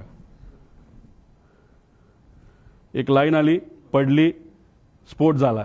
ती लाईन काय आहे, ती आग आहे का, हे सुद्धा बघण्याचे कारण आहे. हे आपल्याला बघावं लागेल. ते काय अजूनपर्यंत कळलं नाही. ही विजिबिलिटी आहे. जो रनवे आहे, रनवेच्या जवळ तिथं ट्रायल केली जाते, नाही तर ट्रेनिंग केलं जातं, म्हणून तिथं काही कॅमेरा ठेवले, त्या कॅमेरातला हे व्हिज्युअल आपल्या सगळ्यांना त्या ठिकाणी बघता येईल. पुढे घ्या. आता ह्याच्यामध्ये हे आहे व्हिज्युअल फ्लाईट रूल्स. हे रूल काय सांगतं, आता मी सुद्धा हेलिकॉप्टर जेव्हा जातो तेव्हा मला विचारावं लागतं टेक ऑफ किती वाजता करायचा. मग टेक ऑफ किती वाजता करायचा, कोण परमिशन देतं, एटीसी. का परमिशन देतं, धुक्क असेल आणि 1500च्या खाली जर विजिबिलिटी असेल तर मला परवानगी मिळत नाही. मला परवानगी हेलिकॉप्टरला 1500च्या पुढे असा अंदाज त्या ठिकाणी आहे. मग मी विचारलं विमानाला काय परवानगी आहे. विमानाला स्ट्रिक्ट रूल आहेत. कोणाचे आहेत, डीजीसीएचे रूल्स आहेत, व्हिज्युअल फ्लाईट रूल्स, की 5000 मीटरची जोपर्यंत विजिबिलिटी येत नाही तोपर्यंत विमान उडवायचंच नाही. म्हणजे लँडिंग सोडा, टेक ऑफ सुद्धा तुम्ही करू शकत नाही, असे आदेश त्या ठिकाणी तिथे दिले होते. आता तुम्हाला मला विचारायचंय की 8:30 वाजता विजिबिलिटी 3 किलोमीटरची होती. बघा 8:31 आणि 11 सेकंडला visibility is 3 kilometre as of now. कुणी सांगितलं, बारामती एटीसी. आता इथं ही जी कोणी व्यक्ती आहे हँडलर एरोचा, तो काय म्हणतो, captain checking visibility at Baramati 7:03. All okay sir 7:10. म्हणजे काय, विजिबिलिटी इज ओके. मग आता एरोला पकडायला काय कारण आहे, एरोली खोटी माहिती का दिली. साधा प्रश्न आहे. 8:30 वाजता जर विजिबिलिटी 3 किलोमीटर असेल तर सकाळच्या वेळेस 7 वाजता विजिबिलिटी कमी असेल का जास्त असेल, दुःख जास्तच असेल ना. मग हा महाशय 7:10 म्हणतो ऑल ओके सर, म्हणजे visibility is okay, okay to take of.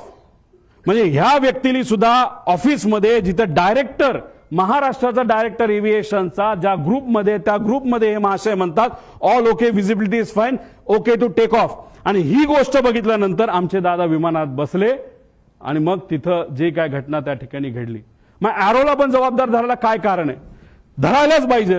त्यामुळे हे सगळे विषय आहेत. त्यामुळे इथं मोठा रूलचा डिफिशिएट आहे.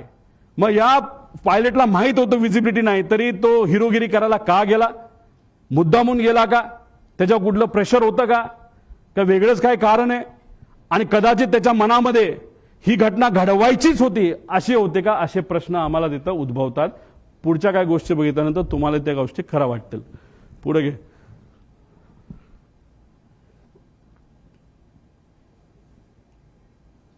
हे ऐका.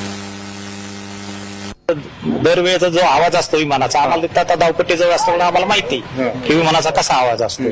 पण त्या दिवशीचा इतका कर्कश आवाज होता, त्यामुळे आमच्या गावातली बरेचसे महिला, पोरं ही सगळी रस्त्यावर येऊन बघत होती की आज विमानाचा असा का आवाज येतोय. आणि गावाला ग्रेटी घालून परत विमान धावपट्टीच्या दिशेने उतराय गेलं. पण त्याच वेळी आमच्या गावातनं उतरताना आमच्या गावात एक मंदिर आहे, त्या मंदिराच्या कळसाला सुद्धा टेकायची काही लोकांना शक्यता होती. पुढे घे. म्हणजे विमान लँड होण्यापूर्वी जे गाव आहे त्या गावाच्या कळसाला विमान घासून गेलं. म्हणजे 1 मिनिट जो ट्रान्सपॉन्डर बंद झाला होता शेवटचा, जे सॅटेलाइटची कनेक्शन आहे मुद्दामून तोडण्यात आलं होतं ट्रान्सपॉन्डर बंद करून, असं आमचं मत आहे. याच्यामध्ये नॉर्मली एमिंग पॉइंट हा पुढे असतो, त्यानंतर मग सेंट्रल लाईन बघितली जाते, लँडिंग डेझिग्नेटर असतो, थ्रेशोल्ड. याच्यावर लँड करायचं नसतं, याच्या पुढेच लँड करावं लागतं. आणि ही जर बारामतीची साईड बघितली, थ्रेशोल्ड इथे आहे. आता 1 मिनिट जे ट्रान्सपॉन्डर बंद केला तर त्याचा जर आपल्याकडे डेटा आला असता तर हे बंद पडलं विमान असं आपलं जे दिसतं ते जर झालं नसतं तरी आमचं असं मत आहे की हे विमान इथं येऊन धडकलं असतं. मग कदाचित असं होतं का की इंटेन्शनच होतं विमान लँड करायचं ना, क्रॅश करायचं. कारण तुम्ही 29ला तुमच्याकडे संधी असताना तुम्ही सारखं सारखं या डोंगराळी भागाकडे का जात होता, आणि जर तुम्ही एवढ्या लो आला होता मग कुठंतरी तुम्ही जर ते तिथं बंद पडलं नसतं, नाही तर ते एका बाजूला गेलं नसतं तर तसंही ते जाऊन विमान तिथं धडकू शकलं असतं, असं आम्हाला त्या ठिकाणी भीती आहे. नाही तर आम्हाला त्याबद्दलची त्या ठिकाणी शंका आहे. म्हणजे थ्रेशोल्डच्या खाली म्हणजे हे अनेक असे प्रश्न, म्हणजे एमिंग पॉइंट हा तो तिथली शेवटची बाजू म्हणजे डोंगराळी बाजूच एमिंग पॉइंट होतं का असा प्रश्न त्याच्यामध्ये आहे. आणि त्याच्यातच तो पॉइंट समोर येत असताना कदाचित असंही होऊ शकतं, जेव्हा पाठकाला ते कळालं, त्या ज्या मॅडम होत्या त्यांनी कदाचित मग विमान एका बाजूला ओढण्याचा प्रयत्न केला. काय हे जोपर्यंत ब्लॅक बॉक्स आपल्याला मिळत नाही, जोपर्यंत आपल्याला कम्युनिकेशन त्या कॉकपिटमध्ये काय झालं हे जोपर्यंत कळत नाही, जोपर्यंत इक्विपमेंट मुवमेंट तिथे कळत नाही, तोपर्यंत ह्या गोष्टी आपल्याला कळणार नाही. त्यामुळे ह्या गोष्टींकडे खऱ्या अर्थाने लक्ष देण्याची जरूरत आहे. पुढे आता ह्याच्यामध्ये आपण जर बघितलं तर तुम्ही सुद्धा गाडी चालवत बाहेर जावा, एखादं कुत्रं मध्ये आलं, माणूस मध्ये आला आणि तुम्हाला माहिती आहे आता तुमचा ऍक्सिडेंट होणार आहे, कितीही तुम्ही शांत असला तरी तुम्ही एखादी शिवी द्याल, तुम्ही चिडाल, तुम्ही त्या रागवून बघाल, काहीतरी तुम्ही कराल. आता याच्यामध्ये आपल्यासारखं म्हणजे सामान्य लोकांसारखं कुणी रिॲक्ट केलं जेव्हा 8:43:55 फील्ड इन साईड जेव्हा पाठक मॅडम त्या ठिकाणी बोलल्या तेव्हा तिथं 8:44:13 म्हणजे जेव्हा ते टिल्ट झालं तेव्हा मॅडम म्हणाल्या होत्या ओ शिट ओ शिट. हे त्यांचं रिॲक्शन आहे, हे त्या मॅडमचं रिॲक्शन आहे, को पायलटचं रिॲक्शन आहे. पण या पुऱ्या 5 मिनिटांमध्ये जेव्हा तो पीटीटी दाबला गेला होता, त्या पीटीटी जेव्हा दाबलं जातं तेव्हा फक्त को पायलटचा आवाज येत नसतो, पायलटचाही आवाज येत असतो. पायलट जर गाणं गात असेल, काय सुंदर सिनरी आहे, काय झाडं आहेत, काय झुडपं आहेत असं पायलट बोलला तरी त्या पीटीटी मध्ये तो आवाज रेकॉर्ड होतो. आम्हाला जे कळलंय त्या मेन पायलटचा आवाज कुठेही तिथं येत नव्हता. मग पायलट झोपला होता का डोज ऑफ झाला होता का वेगळंच काहीतरी झालं होतं का मुद्दामून त्याच्या मनामध्ये एक निश्चय त्याचा होता की आता आपल्याला हे विमान काही झालं तरी जमिनीवरच त्या ठिकाणी घेऊन जायचं आणि ऍक्सिडेंटच घडवायचा, असे अनेक प्रश्न निर्माण होतात. त्यामुळे ब्लॅक बॉक्समधून माहिती आणणं हे महत्वाचं आहे. ही नॅचरल रिॲक्शन होती, ओ शिट ओ शिट. तिथं मेडे मेडे बोलावं लागतं, पण मेडे मेडे बोलण्याची सुद्धा मानसिकता त्या मॅडमची नव्हती. का? कारण का त्यांना या गोष्टीचं कदाचित काहीच माहित नव्हतं. जेव्हा विमान हाताबाहेर गेलं, नाहीतर तिथं एक सर्किट ब्रेकर नावाचा एक बटन असतं, ते जर बटन बंद केलं तर विमानाच्या सगळ्या गोष्टी बंद होतात आणि विमान ज्या पद्धतीने एखादी बाटली आपण असं फेकू त्या पद्धतीने ते तिथं पडतं, जे तिथं पडताना आपण सगळ्यांनी बघितलेलं आहे. आणि त्यानंतर 11 सेकंद नाही तर 8 सेकंद नंतर हे क्रॅश झालेलं आहे. म्हणजे 8 सेकंदाचा त्याच्यामध्ये गॅप आहे. बटन जेव्हा शिफ्ट केलं गेलं तेव्हाच त्या पाठक मॅडमला, ज्या तज्ज्ञ होत्या पायलटच्या, आणि एक गोष्ट तुम्ही समजून घ्या, माझ्या माहितीनुसार हे क्रॉस व्हेरीफाय करावं लागेल, हे कपूर 16,000 तास दिसत असले तरी पाठक मॅडम ज्या 1600 तासाचं त्यांचं फ्लाइंग आहे ते फक्त लेअर जेटवर झालं होतं. आणि हे जे आहे आपले कपूर यांचं फ्लाइंग हे वेगळ्या वेगळ्या विमानात झालं होतं. त्यांचा अनुभव कदाचित लेअर जेटवर या पाठक मॅडमपेक्षा कमी होता. आणि ते कॅप्टन इन कमांड जेव्हा कमर्शियल एअरलाईन मध्ये होते तेव्हा कॅप्टन इन कमांड ते नव्हते. नजीकच्याच काळामध्ये कॅप्टन इन कमांड ते झाले होते, असं कुठंतरी शंका, नाही तर काही प्रमाणात काही लोकांकडनं माहिती आम्हाला आलेली आहे. त्याची माहिती घेऊन त्या डिटेलमध्ये जाणं हे अतिशय महत्वाचं आहे. त्यामुळे दादांचा दौरा का बदलला, विमानाची वेळ बदलली गेली का, पायलट खरंच बदलले का बदलले असे काही प्रश्न आहेत. मग त्यानंतर केंद्रीय विमान मंत्रालयाचा अहवाल आलाय का, एटीसी ट्रान्सक्रिप्ट, आणि या अहवालामध्ये का त्याच्यामध्ये डिस्परन्सी आली, का त्याच्यामध्ये फरक आलेला आहे, मधील वेळेची विसंगती का आली, पायलट रडारचा 1 मिनिट आधीच ते जो ट्रान्सपॉन्डर आहे तो का बंद झाला, का बंद केला गेला, व्हिजिबिलिटी कमी असताना सुद्धा टेक ऑफ का झालं, जर टेक ऑफ पुण्याचं एअरपोर्ट बॅकअप पकडून केलं असेल तर लँड करण्याचा प्रयत्न का तिथं झाला, असा आमचा प्रश्न आहे. रनवे 29 अवेलेबल असताना, सेफ असताना, फ्लॅट असताना, कुठलंच टेन्शन तिथं नसताना, तिथं सूर्याचा पण त्रास नसताना सारखं सारखं मला रनवे 11च पाहिजे असं का त्या ठिकाणी सांगण्यात आलं.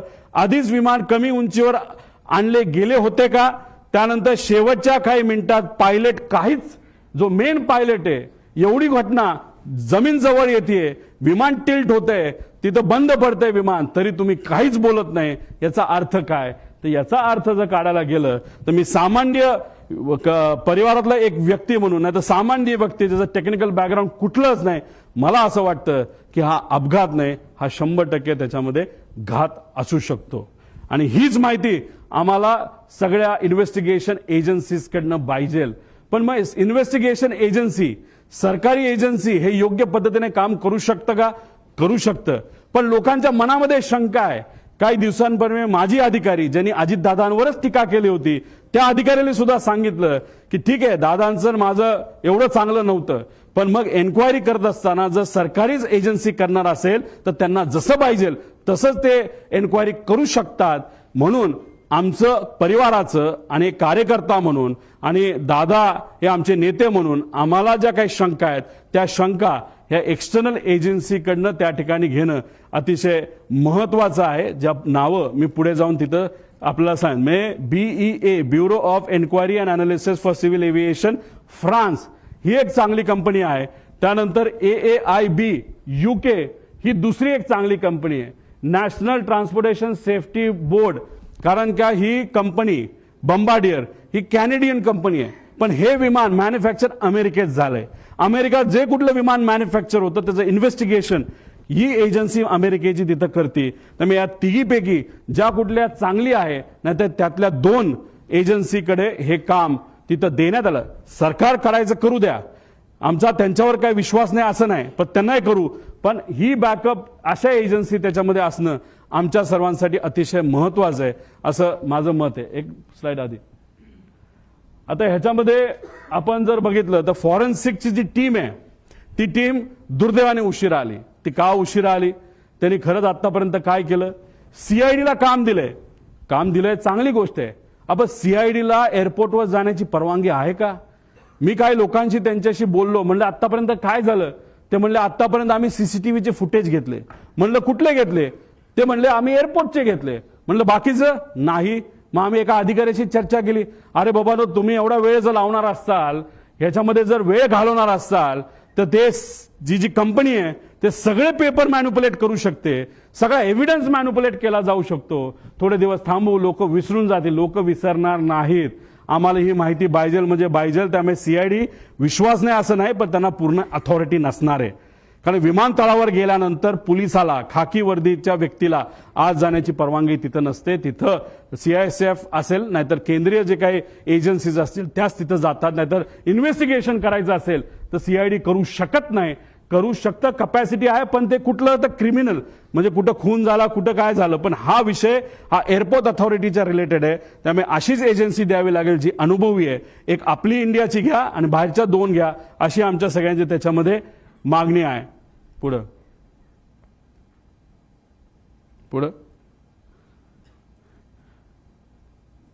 हे सगळे विषय आहेत. आणि एक महत्वाचा विषय तुम्हाला सांगतो की जेव्हा केव्हा तुम्ही पूर्वीच्या दादांचे व्हिडिओज तिथं बघितले असतील, त्या व्हिडिओजमध्ये दादा प्लॅस्टिकची बॉटल घेऊन तिथं काही गोष्टी करताना बघितलं असेल. पाणी पिताना प्लॅस्टिकच्या बॉटलमध्ये पाणी पिताना तुम्ही बघितलं असेल. आणि मग पण नजीकच्या काळामध्ये म्हणजे हे जे काय आहे,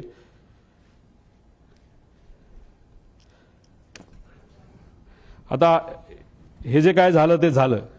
ही गोष्ट कदाचित दादांच्या मनामध्ये असावी की कधीही काही होऊ शकतं. त्यामुळे गेल्या काही महिन्यांमध्ये दादा प्लास्टिक बॉटलवरनं दादा अशा बॉटलमध्ये त्या ठिकाणी आले होते. का आले होते, कशामुळे आले होते, ह्याच्यात काय करू शकता येत नाही. म्हणून तुमचे नजीकच्या काळामधले काही महिन्यातले जर तुम्ही त्यांचे व्हिडिओज बघितले, मागे सिक्युरिटीचा अधिकारी असतो उभा, तो सुद्धा त्यांचा विश्वासू, त्याच्या हातामध्ये काचेची बाटली असते आणि ती काचेची बाटली अशीच नसते, ती बऱ्याच वेळा चेक केलं जातं आणि त्यानंतर त्यांच्या हातामध्ये ती बाटली असायची. मग दादा प्लॅस्टिक बाटलीवरनं दादा या बाटलीवर का आले असाही प्रश्न पडतो. जेव्हा माझ्या एका मित्राली हेलिकॉप्टर घेतलं होतं, मी दादांना सांगत होतो, दादा माझ्या मित्राला एक हेलिकॉप्टर घेतलंय. म्हणलं चांगला आहे, तो तुझा विश्वासू आहे का? म्हणलं हो आहे. मग त्याचंच हेलिकॉप्टर तू वापर, बाहेरून तू घेऊ नको. आम्ही आत्ताच्या काळामध्ये बरंच काही वेगळं ऐकलेलं आहे. आता ह्याच्यातून ते मला काय सांगण्याचा प्रयत्न करत होते मला तर ते काय माहीत नाही. दादानी त्यांच्या काही जवळच्या लोकांना, ज्यांची आर्थिक परिस्थिती बरी आहे, चांगला व्यवसाय आहे, त्यांना सांगून सांगितलं होतं की पुढच्या काही महिन्यांमध्ये तुम्हाला विमान घ्यावं लागेल आणि ते विमान तू घे, म्हणजे मला ते वापरता येईल. हे का ते काय बोलत होते, कसं काय, शेवटी आत्ता दादांबरोबर झालेले काय सगळे संभाषण हे तिथं माझ्या ध्यानामध्ये त्या ठिकाणी एका टेपसारखे तिथं पळत आहेत, जात आहेत. त्यामुळे काचेच्या बाटलीपासून पार विमान स्वतःचं त्या ठिकाणी असावं, ह्या सगळ्या गोष्टी त्यांच्या मनामध्ये का होत्या हे आज तरी आपल्या सगळ्यांना त्या ठिकाणी विचारता येणार नाही. फक्त एवढंच आहे, माझा काका, आमचे नेते, आमचे दादा आज आमच्या सर्वांच्या मध्ये नाही आहेत. पण ते का नाहीत, कशामुळे झालं, कुणी केलं, जर केलं असेल तर कसं घडलं, का केलं गेलं, याची माहिती मला नाही तर अख्ख्या महाराष्ट्राला त्या ठिकाणी माहिती पाहिजे. कारण का आम्ही आमच्या दादाला, आमच्या काकाला आम्ही मिस करतो. आणि नक्कीच मी एक तुम्हाला सांगतो, जर अशा पद्धतीने आपण जर इन्व्हेस्टिगेशन केलं तर सत्यमेव जयते, आपल्याला विजय या रिसर्चच्या बाबतीत त्या नक्कीच त्याला यश आल्याशिवाय राहणार नाही, असं आमच्या सगळ्यांचं त्याच्यामध्ये मत आहे. त्यामुळे या रिलेटेड राजकीय कुठलाही प्रश्न आजच्या दिवशी तिथं घेतला जाणार नाही. राजकीय प्रश्नांबाबत आणि राजकीय विषयांबाबत 12 तारखेला कुठं आणि कशी प्रेस तिथं घेणार आहे याबद्दलची माहिती आज संध्याकाळी आपल्या सर्वांना सोशल मीडियाच्या माध्यमातून मी नक्कीच सांगेल. तुम्ही ठरवा, सगळ्यांना एकसाथ बोलायचं आहे का एक एक बोलणार आहे तर मला बोल.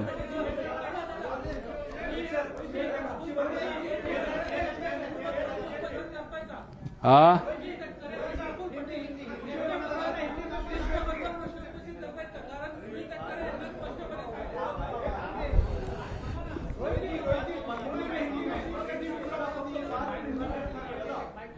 तुम्ही ठरवा.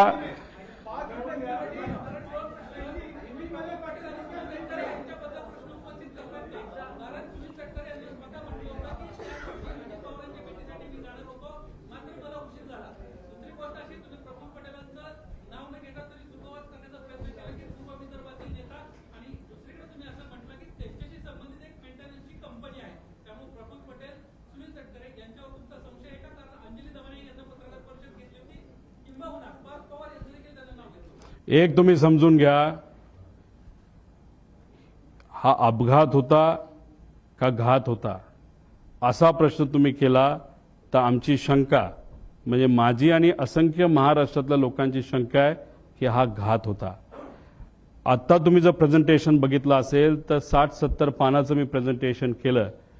एक एक गोष्ट जी घडली, कशी घडली, कोण बैठकीला आलं होतं, कोणाचं विमान होतं, कोणाचं काय होतं, जी जी काय माहिती आमच्यापर्यंत आली ती माहिती ही तुमच्यापर्यंत पोहोचवलेली आहे.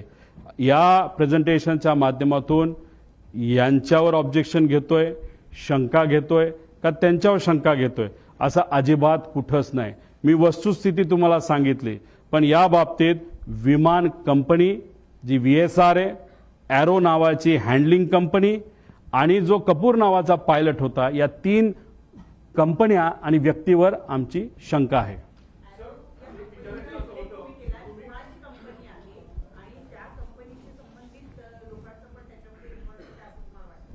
या पुऱ्या डिस्कशनमध्ये तुम्ही बघितलं असेल, एरो नावाच्या कंपनीने VSRचं हे विमान हायर केलं होतं. ते सरकारी GR प्रमाणे केलं होतं.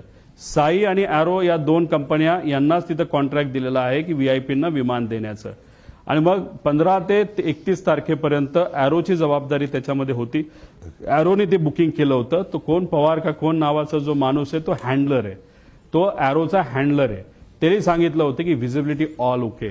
म्हणजे कुठे ते मिसरिप्रेझेंटेशन झालं.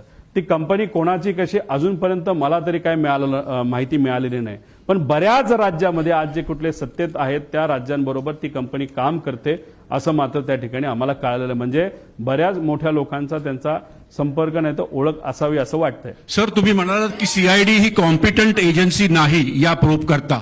तुम्ही ह्याच्यात हायकोर्ट और सुप्रीम कोर्ट मॉनिटर्ड प्रोबची स्पेसिफिक डिमांड करताय का? डीजीसीएवर आमचा विश्वास आहे. पण हे बघा, एक तुम्ही समजून घ्या, सरकारवर आमचं ॲलिगेशन नाही, कोणावर ॲलिगेशन नाही, पण ज्या गोष्टी घडल्या असाव्यात, अशा पद्धतीने काय गोष्टी झाल्या असाव्यात, या पद्धतीची आमची शंका आहे. ती शंका पूर्ण करत असताना सीआयडी बद्दल आपल्या सगळ्यांना माहिती आहे. आता तिथं विमानाच्या म्हणजे एअरपोर्टवर पोलीस अधिकाऱ्यांना अलाउड नसतं. मग सीआयडी ह्या गोष्टी कशा करू शकतं? कारण हे शेवटी एक्सपर्ट ओपिनियन याच्यामध्ये लागणार आहे. मग एक्सपर्ट ओपिनियन कोणाकडे? अशा भारताच्या बाहेरच्या 1-2 कंपन्या तुम्ही हायर करा. या इन्व्हेस्टिगेशनमध्ये त्यांना तुम्ही ताकद घ्या. डीजीसीएला सुद्धा एक टीम तुम्ही त्या ठिकाणी तयार करा. आणि अजून एक गोष्ट, ब्लॅक बॉक्स जेव्हा तुम्ही त्याचा अभ्यास कराल, त्याचं जे पूर्ण रेकॉर्डिंग आहे, कारण गुजरातला जो ऍक्सिडेंट झाला त्याचं पूर्ण रेकॉर्डिंग पब्लिककडे मिळालेलं नाही. सिलेक्टेड गोष्टींचं रेकॉर्डिंग बाहेर आलेलं आहे.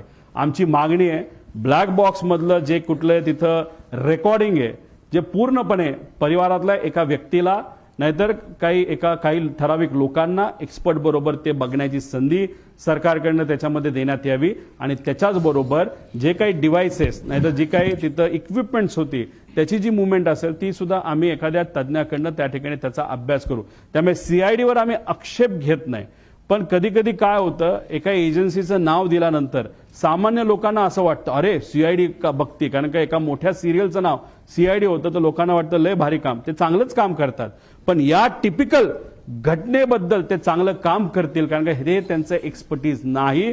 म्हणून जे एक्सपर्ट आहेत, डॉक्टर जर हृदयाचा असेल तर हृदयाच्याच डॉक्टरकडे जावं लागतं, डोळ्याच्या डॉक्टरकडे जाऊन चालत नाही असं आमचं मत आहे. गेल्या 10 दिवसामध्ये तुम्ही सांगितल्याप्रमाणे गेल्या 10 दिवसामध्ये फक्त सीसीटीव्ही चेक करतायत, ते सुद्धा एअरपोर्टवरचेच. त्यामुळे कुठेतरी सरकार सुद्धा या चौकशीच्या घेऱ्यामध्ये आहे की या सगळ्या जी दुर्घटना झालेली आहे त्या दुर्घटनेमध्ये सरकार सुद्धा चौकशी पूर्णपणे लवकरात लवकर करावी याच्यापासून दूर पळतंय. कुठेतरी काही प्रमाणात राजकीय दृष्टिकोनातून नाही पण व्यावहारिक दृष्टिकोनातून कंपनीकडनं काही गोष्टी दाबण्यात येतात असं आमचं त्याच्यामध्ये मत आहे. सीसीटीव्ही फुटेज मुंबई एअरपोर्टचं अजूनपर्यंत घेतलं असं मला वाटत नाही. त्यांनी कुठलं एअरपोर्टचं घेतलं तर बारामती एअरपोर्टचं घेतलेलं आहे. अतिशय स्लो पद्धतीचा इन्व्हेस्टिगेशन हे दुर्दैवाने आता चालू आहे असं आपल्याला म्हणावं लागेल. आतापर्यंत बऱ्यापैकी कन्क्लुजन व्हायला पाहिजे होतं. महाराष्ट्राचा या देशातलं सगळ्यात प्रगतिशील राज्य, त्याचा उपमुख्यमंत्री, या राज्यातला सर्वात जे काही प्रमुख 3 मोठे नेते असतील त्यातला एक नेता हा एका अपघातात त्या ठिकाणी मृत्युमुखी पडतो. आणि त्याच्या बाबतीत तुम्ही काहीच जर तिथं इन्व्हेस्टिगेशन करत नसाल नाही तर संत गतीने करत असाल तर असं थोडंसं दिसतं की या इन्व्हेस्टिगेशनमध्ये काही लोकांना कदाचित रसच नाही. पण अशी गोष्ट दिसू नये. मॅन्युप्युलेशन होण्यापूर्वी आणि मॅनेज होण्यापूर्वी इन्व्हेस्टिगेशन पूर्ण झालं पाहिजे. 2023 सारखं जर झालं तर हे फार घातक ठरेल. दुसरी गोष्ट, VSRचे सगळे कॉन्ट्रॅक्ट कॅन्सल करण्यात यावे. अजून सुद्धा VIP त्यांच्याच विमानाने तिथे ट्रॅव्हल करतायत, त्यांच्या सुद्धा जीवाला धोका हा होऊ शकतो. त्यामुळे त्याच्या सगळ्या सर्व्हिसेस तुम्ही कॅन्सल करा आणि सगळ्या लोकांना तुम्ही ताब्यात घेऊन प्रॉपर इन्व्हेस्टिगेशन करा असं आमचं मत आहे.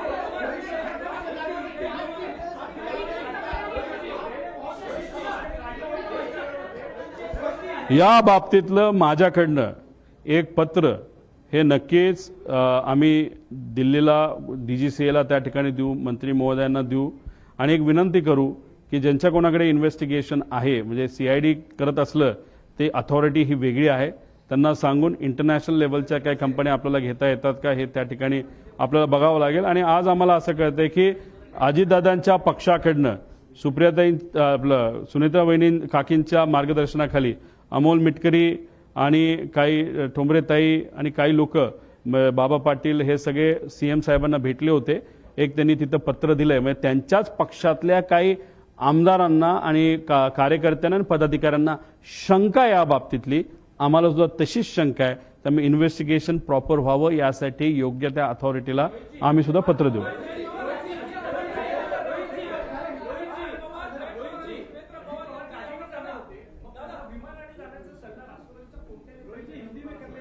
मगाशी तुम्हाला सगळं मी त्या ठिकाणी सांगितलेलं आहे. कुणी काही सल्ला वगैरे त्या ठिकाणी दिला नसेल, पण लेट का झालं हे फक्त मी तुम्हा सर्वांना सांगितलं. तुम्ही सगळेच एक साथ बोलता, मला कसं कळणार आहे?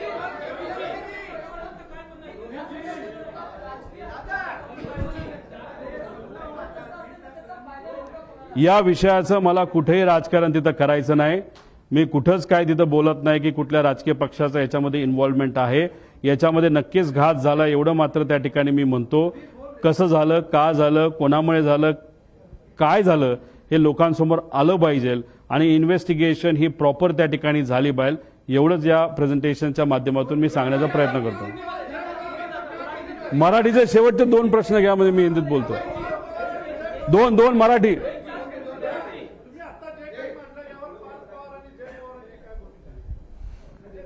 त्यांच्याशी बेसिक चर्चा करत असताना काही प्रमाणात त्यांना सुद्धा शंका आहे आणि शंका असल्यामुळे अमोल मिटकरी गेले ना सीएम कडे. त्यांच्याच पक्षातले आमदार आणि कार्यकर्ते, मग ते का गेले असतील? शंका असल्याशिवाय ते जाणार नाही. त्यांना शंका आहे, माझ्याकडे मला पण शंका आहे. थोडा मी अभ्यास जास्त केलेला आहे, तो मात्र तुमच्या समोर सगळ्यांसमोर तिथे दिलेला आहे.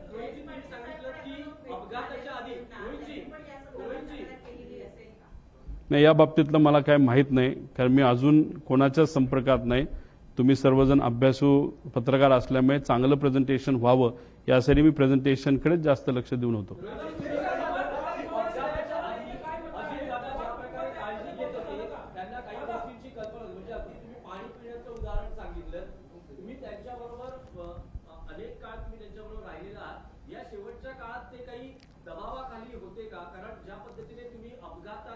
संशय व्यक्त करतात, काही तुम्हाला त्यामागे घातपातामागे काही वाटतंय का की कोणी असू शकतं किंवा काय कारण प्राथमिक अंदाज असू शकतो? अजितदादांवर दबाव टाकणं तसं सोपं नव्हतं. लढवया नेता त्याच्यामध्ये होते ते, पण काळजी नक्कीच ते तिथे घेत होते. मी फक्त एक उदाहरण सांगितलं, त्याच्या मागचं कारण मला माहीत नाही. प्लॅस्टिकच्या बॉटलमध्ये टॅम्परिंग होऊ शकतं, त्या पाण्यामध्ये काही मिक्स केलं जाऊ शकतं, म्हणून त्यांनी ती बॉटल प्लास्टिकवरनं ग्लास बॉटलकडे ते तिथं वळले. हेलिकॉप्टरच्या बाबतीत मी माझा स्वतःचा अनुभव तुम्हाला तिथं सांगितला. म्हणजे काळजी कुठं ना कुठे ती त्या ठिकाणी ती होती. पाण्याच्या बाबतीत त्यांनी ॲक्शन नक्कीच तिथं घेतली. जर त्यांच्या मनामध्ये विमानाच्या बाबतीत सुद्धा जर शंका होती तर तिथं जर वेगळी ॲक्शन त्यांनी घेतली असती तर दादा आज आपल्याबरोबर असते.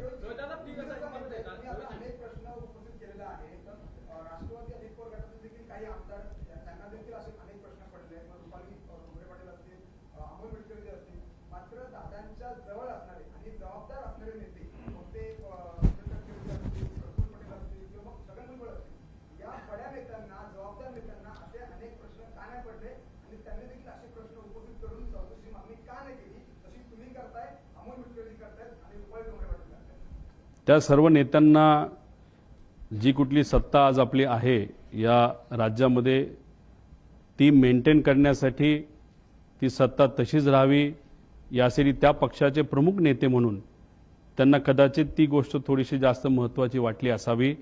आणि हीच गोष्ट करत असताना कुठेतरी मेन विषयाकडे लक्ष न जाता दुसऱ्याच विषयाकडे त्यांचं लक्ष गेल्यामुळे कदाचित काकींची इच्छा नसताना सुद्धा शपथविधीला सुद्धा काही प्रमाणात घाई ही त्यांच्याकडनं तिथं झाली. सगळ्यांच्या प्रायोरिटी आणि महत्त्वाच्या गोष्टी वेगळ्या असतात. आम्ही आज दुःखात आहोत. आम्हाला माहिती पाहिजे की काका आमचे दादा हा जो ॲक्सिडेंट झाला तो कशामुळे झाला, ही आमची प्रायोरिटी आहे. हे आमच्यासाठी महत्त्वाचं आहे. आणि हीच गोष्ट काकींसाठी सुद्धा महत्त्वाची आहे, पार्थ आणि जयला पण महत्त्वाची आहे. पण ह्या नेत्यांना काय महत्त्वाचं आहे हे मी सांगण्यापेक्षा गेल्या 13 दिवसामध्ये लोकांनीच बऱ्याच काही गोष्टी तुमच्या माध्यमातून बघितलेल्या आहेत.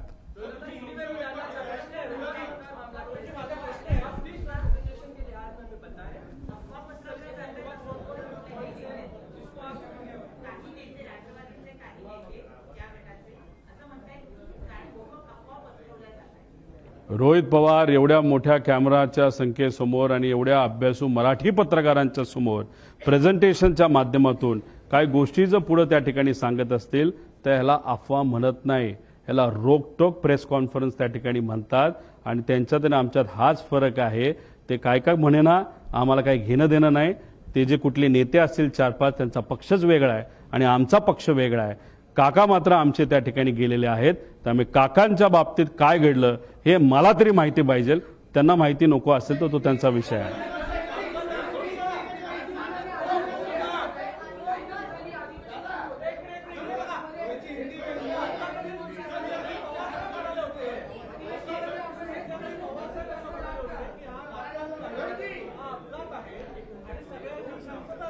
आज पवार साहेबांनी सांगितलं की घातपात नाही, अपघात आहे, काही गोष्टी आपल्या हातात नसतात, सर्वांनी शांतता राखावी. तर पवार साहेबांच्या म्हणण्यापासून वेगळा असं तुम्ही अभ्यास केला म्हणून हे म्हणणं झालंय का? नंबर 1. नंबर 2, तुम्ही जसं आता सांगितलं की जय आणि पास याची प्राथमिक चर्चा झाली. हे जे काही प्रेझेंटेशन तुम्ही केलं ते पवार साहेबांना दाखवलं आहे का? आणि ते दाखवून नंतर आता तुम्ही प्रेस घेताय. साहेबांनी जे कुठलं स्टेटमेंट त्या ठिकाणी दिलं ते 28 तारखेला माझ्या अंदाजाने 12-1च्या दरम्यान तिथे दिलं असेल. काय असेल ते म्हणजे 6-7 तास झाले होते. मी 13 दिवसानंतर बोलतोय. 6 तासामध्ये आपल्याला किती कळतं आणि अंदाज काय असतात. आणि दुसऱ्या दिवशी लाखो लोक हे बारामतीमध्ये तिथे येणार होते. अर्धवट माहितीवर एखादं स्टेटमेंट मोठ्या नेत्याकडनं जर चुकीचं गेलं आणि त्याच्यावर जर लोकांनी वेगळी भूमिका घेतली तर मग जो महत्त्वाचा दिवस असतो तो दुःखाचा दिवस असतो पण महत्त्वाचा असतो. लाखो लोक वेगळं काहीतरी तिथं निर्णय घेऊ शकतात. हे एवढी मॅच्युरिटी आणि एवढा अभ्यास पवार साहेबांचा नक्कीच त्या ठिकाणी आहे. 6 तासामध्ये एखादं स्टेटमेंट देणं, 13 दिवसामध्ये स्टेटमेंट देणं याच्यामध्ये नक्कीच त्याच्यामध्ये फरक आहे. काल पवार साहेबांशी मी बोलणार होतो पण तब्येतीचं कारण असल्यामुळे त्या ठिकाणी मला त्यांना ते प्रेझेंटेशन दाखवता आलं नाही. आणि दुसरी गोष्ट तुम्हाला सांगतो की रोहित पवारनी आजपर्यंत जे काही मीडियामध्ये स्टेटमेंट दिलेले आहेत, जे काही प्रेस कॉन्फरन्सेस घेतलेले आहेत, याच्यामध्ये मी कोणाची परवानगी त्याच्यामध्ये घेतलेली नाही. विचाराचा पक्का असल्यामुळे पवार साहेबांच्या मनामध्ये काय याचा अंदाज असल्यामुळे आजपर्यंत गेल्या 7 ते 8 वर्षामध्ये माझ्या प्रेझेंटेशन, माझ्या वागण्यावरनं, माझ्या बोलण्यावरनं मी कुठेही तिथं चूक नाही तर कॉन्ट्रोवर्सी केली नाही. त्यामुळे पवार साहेबांना माहीत होतं, टीव्हीवर सातत्याने येत होतं. पण साहेबांचा माझ्यावर विश्वास असल्यामुळे साहेबांनी मलाही विचारलं नाही आणि मी त्यांना हे प्रेझेंटेशन तिथं दाखवलेलं नाही. तुम्ही जे म्हणताय जे काही मॅनिप्युलेशन झाले त्याच्यामध्ये हा एक व्यापक गट आहे असं तुम्हाला वाटतं की फक्त त्या गैरमानिकाचा अतिघाई किंवा अतिविश्वास घडला हे नक्की काय की सगळं? आता वैमानिक कसा होता, काय होता, त्याचं फायनान्शियल बॅकग्राऊंड काय, अजून कुठले विषय आहेत का, डिप्रेशनमध्ये होता का, मेंटल स्टेट त्याची कशी होती, DGCAचे मेंटल स्टेटचे काही त्या नॉर्म्स आहेत, त्या मेंटल स्टेटचा वापर करून प्रेशर टाकून या पायलटच्या माध्यमातून हा घात घडून आणला. अनेक प्रश्न आहेत. त्यामुळे या प्रश्नावर कुठं ती एक इन्व्हेस्टिगेशन होणं महत्त्वाचं आहे. मी मगाशी तुम्हाला सांगितलं इथं मला राजकीय कुठंच काय बोलायचं नाही. घातपात आहे का तर त्याची शंका 100% आहे. राजकारण हे मी आणत नसल्यामुळे राजकीय आहे का नाही याचा मी विचार सुद्धा केलेला नाही.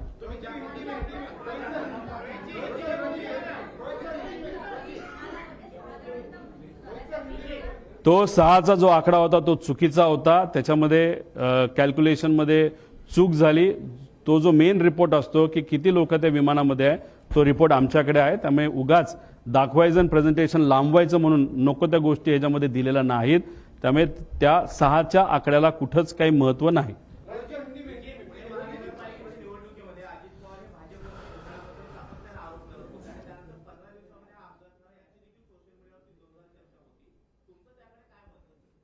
राजकीय या घटनेबद्दल राजकीय भूमिकेतून मी कुठंच तिथं त्या ठिकाणी बोलणार नाही. बोलायचं झालं तर फाईल वगैरे या बऱ्याच गोष्टी आपल्याला बोलता येईल पण त्याला काय अर्थ नाही. कारण सरकारमध्ये असणारे सर्व नेते जे आज सत्तेत आहेत त्यांची सुद्धा नक्कीच इच्छा असावी ही घटना घडली कशी आणि उद्या घडू नये याच्यासाठी सुद्धा त्यांनी काय करावं या बाबतीत लक्षात इथं घ्यावी. अभी हिंदी में अभी एक बहुत बड़े प्रेजेंटेशन के माध्यम से लोगों के सामने अजीत दादा पवार उनका जो एयरपोर्ट विमान का जो एक्सीडेंट हुआ था वो कैसे हुआ, कितने टाइम में हुआ, उसके कुछ टेक्निकल डिटेल्स वहां पे हमने दिए थे। अभी बहुत ज्यादा डिटेल में अभी बात नहीं कर पाऊंगा, लेकिन इसमें 3 विषय है। एक तो जो VSR नाम की कंपनी है, वो जिस तरीके से ऑपरेट करती है उसमें बहुत सारे इश्यूज है, बहुत सारे शॉर्टकट्स ये कंपनी वहां पे इस्तेमाल करती है, मेंटेनेंस में बहुत सारे इश्यूज है। तो हमें ये विषय में इन्वेस्टिगेशन करते वक्त VSR इस कंपनी को प्रॉपरली इन्वेस्टिगेट करने की जरूरत है। यूरोपियन जो एविएशन एक एजेंसी है, उन्होंने VSR को बैन किया है। उनका जो भी ऑपरेटिंग लाइसेंस है यूरोप का, वो कैंसिल किया गया है और उस तरीके का नोटिस DGCA को भी दिया है। ये कब के एक्सीडेंट के लिए? 2023 के एक्सीडेंट के लिए। लेकिन अभी तक DGCA ने कोई भी वहां पे एक्शन नहीं ली और VSR के माध्यम से भी अभी तक यूरोपियन एजेंसी को इंफॉर्मेशन दी नहीं गई। और 2023 में जो मुंबई में एक्सीडेंट हुआ था और दादा का जो एक्सीडेंट हुआ था, वो सेम कंपनी के प्लेन थे। और जैसे कि बम्बार्डियर, लेयरजेट, शायद थोड़ा सा साइज में फर्क हो सकता है, लेकिन ऑपरेटर कौन था? तो वो VSR ही वो ऑपरेटर था। अभी मुंबई में जो एक्सीडेंट वहां पे हुआ, उसकी इंफॉर्मेशन और उसका इन्वेस्टिगेशन 2 साल तक अभी तक पूरा नहीं हुआ। अभी हमारी सरकार को विनती है कि वो इन्वेस्टिगेशन इमीडिएटली वहां पे बाहर आना इंपॉर्टेंट है। अजीत दादा का इन्वेस्टिगेशन भी जल्दी से जल्दी होना बहुत इंपॉर्टेंट है। 2023 का इन्वेस्टिगेशन अगर बहुत जल्दी होता था, उसमें से अगर त्रुटि या जो फ्लॉज है वो बाहर आते, तो शायद अजीत दादा का ये एक्सीडेंट नहीं होता था। वहां पे जो नेग्लिजेंस हुआ, इन्वेस्टिगेशन में जो नेग्लिजेंस हुआ, इसके कारण भी ये एक्सीडेंट हो सकता है। दूसरी बात, कपूर नाम के जो पायलट थे, जो मेन पायलट थे, उनके एक्सपीरियंस के बारे में, वो भी लेयर जेट एक्सपीरियंस के बारे में, उनका अगर अनुभव आप देखो, वहां पे अगर जो अल्कोहलिज्म का अनुभव है, उसके लिए बहुत सारे प्रूफ है। 3 साल उनका लाइसेंस, फ्लाइंग लाइसेंस वहां पे कैंसिल हुआ था, उनके बारे में बहुत सारी इंफॉर्मेशन। और जो VSR कंपनी का जो इंटरनल एक इंपॉर्टेंट ग्रुप है व्हाट्सएप का, उसमें से बहुत सारी ऐसी इंफॉर्मेशन मैंने आपके सामने लाई, जहां पे VK सिंह जो खुद मालिक है, वहां पे वहां कपूर जी को, या जो कपूर है या जो और बाकी पायलट्स है, वो कैसे दारू पीते हैं, कैसे मस्ती करते हैं, उसके बारे में कुछ इंफॉर्मेशन आप सबको वहां पे दी थी।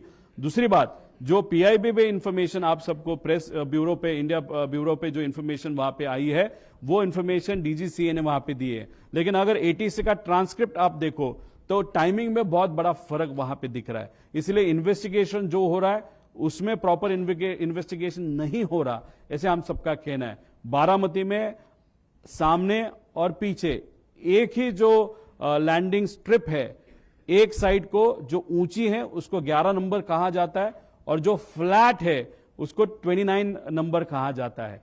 शुरुआत में ये जो विमान है, जो अजीत दादा को लेके वहां पे जा रहा था, उन्होंने 29 नंबर का साइड वहां पे ATC से परमिशन मांगी थी। वहां पे आगे सन भी नहीं था और फ्लैट लैंड था, वो लैंड हो सकते थे, लेकिन अचानक से उन्होंने 11 का लैंडिंग वहां पे मांगा, फिर उन्होंने टर्न अराउंड लिया, वापस 29 का मांगा, वापस कैंसिल किया, वापस 11 का वहां पे मांगा। वहां पे अनफॉर्चुनेटली थोड़ा सा हायर सेक्शन होने के कारण वहां पे एक्सीडेंट हुआ था।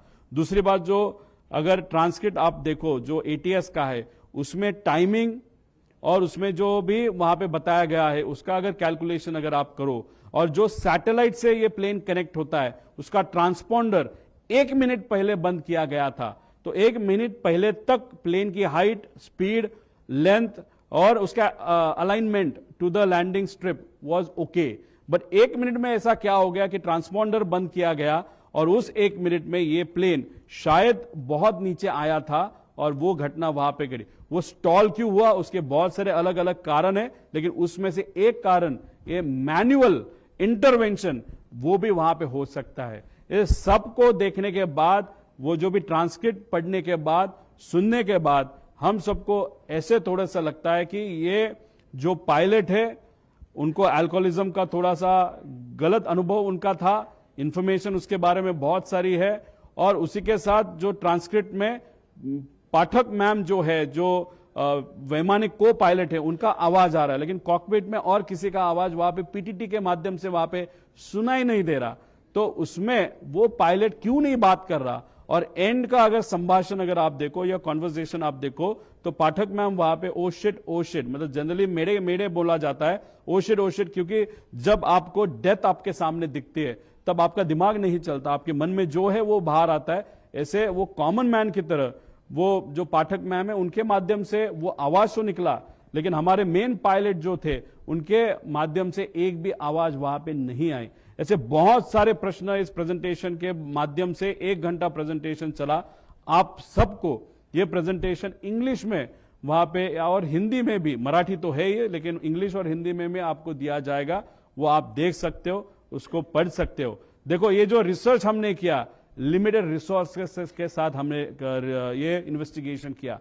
हम पावर में नहीं है, लेकिन कॉन्टैक्ट योग्य पद्धति का इस्तेमाल करते हुए राइट कॉन्टैक्ट के माध्यम से जो जी इंफॉर्मेशन हमारे पास आई, क्योंकि लाडले काका थे, वो मेरे रिलेटिव थे, हमारे नेता थे और इस राज्य का बहुत बड़ा नेता इस एक्सीडेंट में वहां पे गुजर गया है। इसीलिए हम सबकी डिमांड है इन्वेस्टिगेशन प्रॉपर होना चाहिए।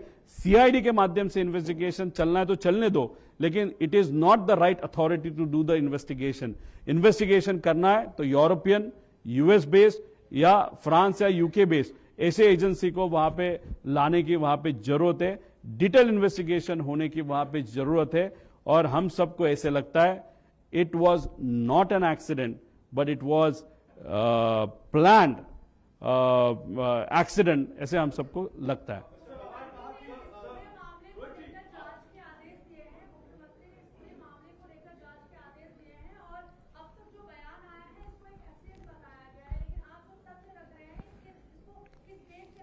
मैडम अगर मुझे हार्ट में पेन हो रहा है, चेस्ट में पेन हो रहा है, तो मैं हार्ट के डॉक्टर के पास जाऊंगा, मैं आंखों के डॉक्टर के पास नहीं जाऊंगा। महाराष्ट्र सरकार ने जो इन्वेस्टिगेशन एजेंसी वहां पे दी है वो सीआईडी दी है। सीआईडी को प्लेन के बारे में क्या मालूम है? सीआईडी को प्लेन के टेक्निकल डेटा के बारे में क्या मालूम है? अगर दिल्ली में कुछ विषय है, उसका ऑफिस दिल्ली में वीएसआर का, तो दिल्ली में सीआईडी जा सकती है क्या? तो हम सबका कहना है कि सिर्फ सीआईडी देने के लिए मत दो, टेक्निकल प्रॉपर इन्वेस्टिगेशन एजेंसी होने की जरूरत है। आप डीजीसीए के माध्यम से इन्वेस्टिगेशन करो, लेकिन हम सबकी मांगनी है फ्रांस, यूके या यूएस बेस्ड जिसके नाम मैंने वहां पे दिए थे, उनके माध्यम से भी ये इन्वेस्टिगेशन होना चाहिए।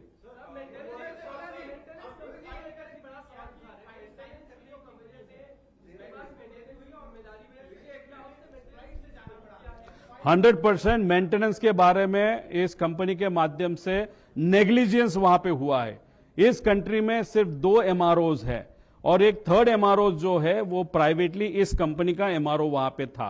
अभी ये एमआरओ में कौन काम कर रहा था, ये जो वीएसआर है, लेकिन ये सिर्फ खुद के लिए ये एमआरओ इस्तेमाल करते थे। इसलिए वो मेंटेनेंस का क्वालिटी स्टाफ, ये स्टाफ कहां से आया है, कहां पे काम किया, क्या अनुभव है, ये सब कुछ जानने की जरूरत है। इसलिए ये पूरा जो चेन है, क्वालिटी का भी, पायलट का भी, और जो एक्स अधिकारी या पायलट इस कंपनी में जो काम करते थे उनको भी इन्वेस्टिगेट करके उनसे भी इंफॉर्मेशन निकालने की जरूरत है।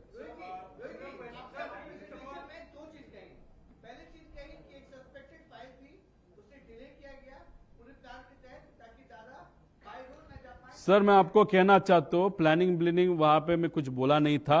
मेरा कहना इतना ही है, अगर दादा का प्रेफरेंस अगर आप देखो तो उनका प्रेफरेंस रोड ट्रैवल होता है। 27 तारीख को दोपहर को कैबिनेट का मीटिंग होने के बाद 3-4 घंटा दादा ने खुद के ऑफिस के लिए, पार्टी के लिए, पार्टी के नेताओं के लिए और उनके ऑफिस का या पार्टी के जो पदाधिकारी है या जो ऑफिस का स्टाफ है उनके लिए वहां पे दिया था। अभी अगर 5 तक 5:30 तक जैसे प्लान मीटिंग्स थे, वो मीटिंग्स अगर होती थी तो दादा गाड़ी से पूना तक और पूना दूसरे दिन 28 को सुबह पूना से बारामती तक वहां पे पहुंच सकते थे। डिले किसके कारण हुआ वो इंफॉर्मेशन मैंने आप सबको दी। It is just an information, that is not an allegation, please note.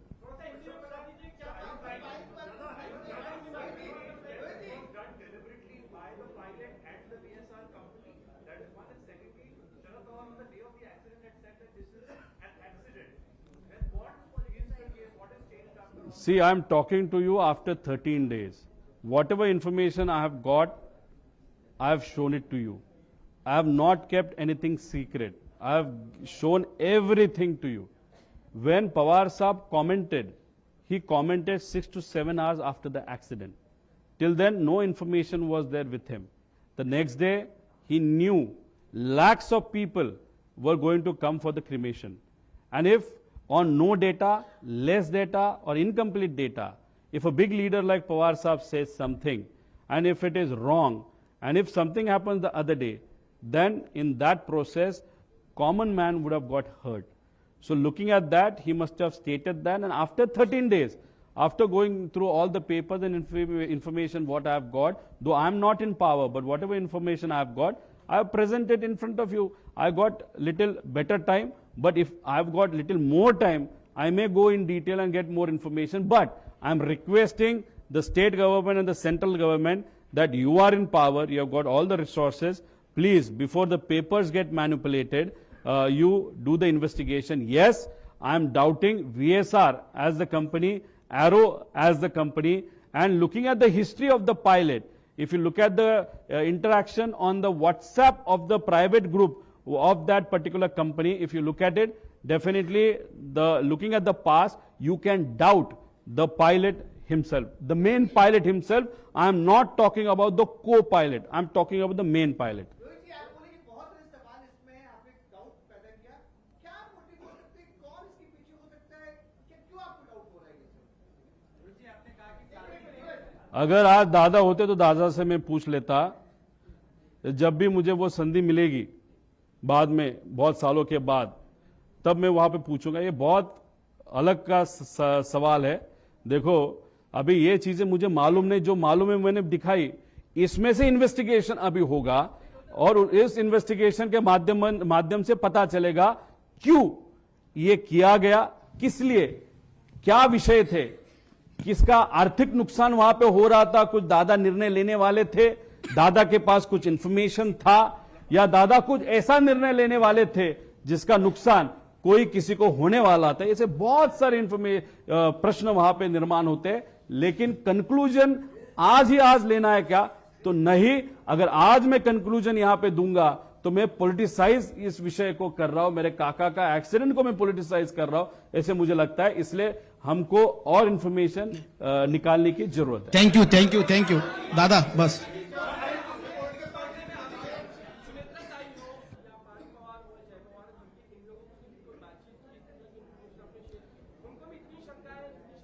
देखो, आज अमोल मिटकरी, बाबा पाटिल, फिर ठोमरे ताई और कुछ उनके जो पदाधिकारी, मुझे अमोल मिटकरी तो आमदार है, वो हमारे पक्ष के आमदार नहीं है, वो अजीत दादा के पक्ष के आमदार है।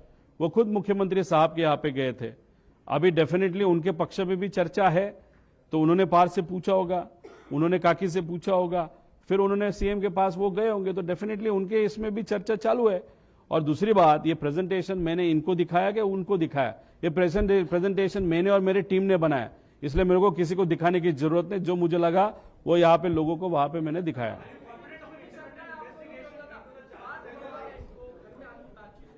जब भी वहां पे उनके साथ बातचीत हुई थी, थोड़े टाइम के लिए वहां पे हुई थी, उनके मन में भी इस बारे में थोड़ी शंका है, और उसके कारण ही उन्होंने उनके टीम के जो अमोल मिटकरी उनको बोला होगा कि जाके सीएम साहब से तू मिल ले। मैं अलग पार्टी का अलग कार्यकर्ता हूं, लेकिन काका तो मेरे भी थे, अंकल मेरे भी थे, इसलिए मुझे तो डाउट है। ये प्रेजेंटेशन के माध्यम से जो आज तक आपके सामने नहीं आया, वो मैं लाने की कोशिश वहां पे किया हूं। See, I am definitely confident that the state government and the central government would appoint an independent agency, that too from the agencies which I have suggested, because the state government and the central government, they also want the actual investigation should happen. And if they really want the actual investigation to happen, they will do it through right authority like DGCA. Plus, as we are requesting them that please take an external agency also. I have that urge. So I am pretty sure the central government and the state government, because they are together in power. He's just my uncle. But for them, he was their partner. So for partners' benefit and to find out who actually did it and what exactly happened, they will definitely agree to my request. That is what I feel.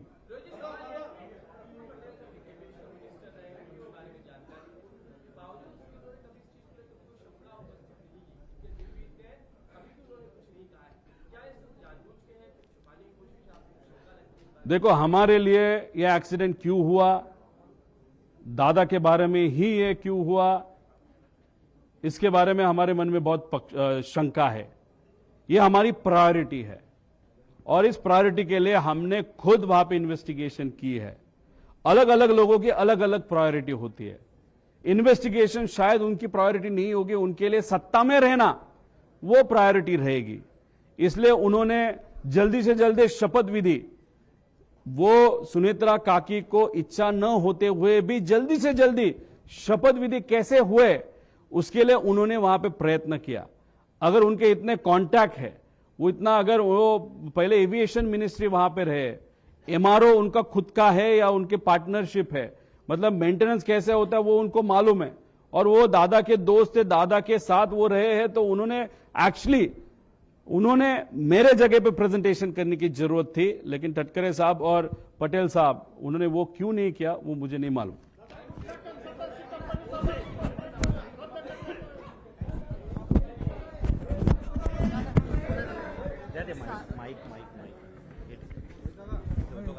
जांच agency का 70% काम तो इससे ही हो गया है.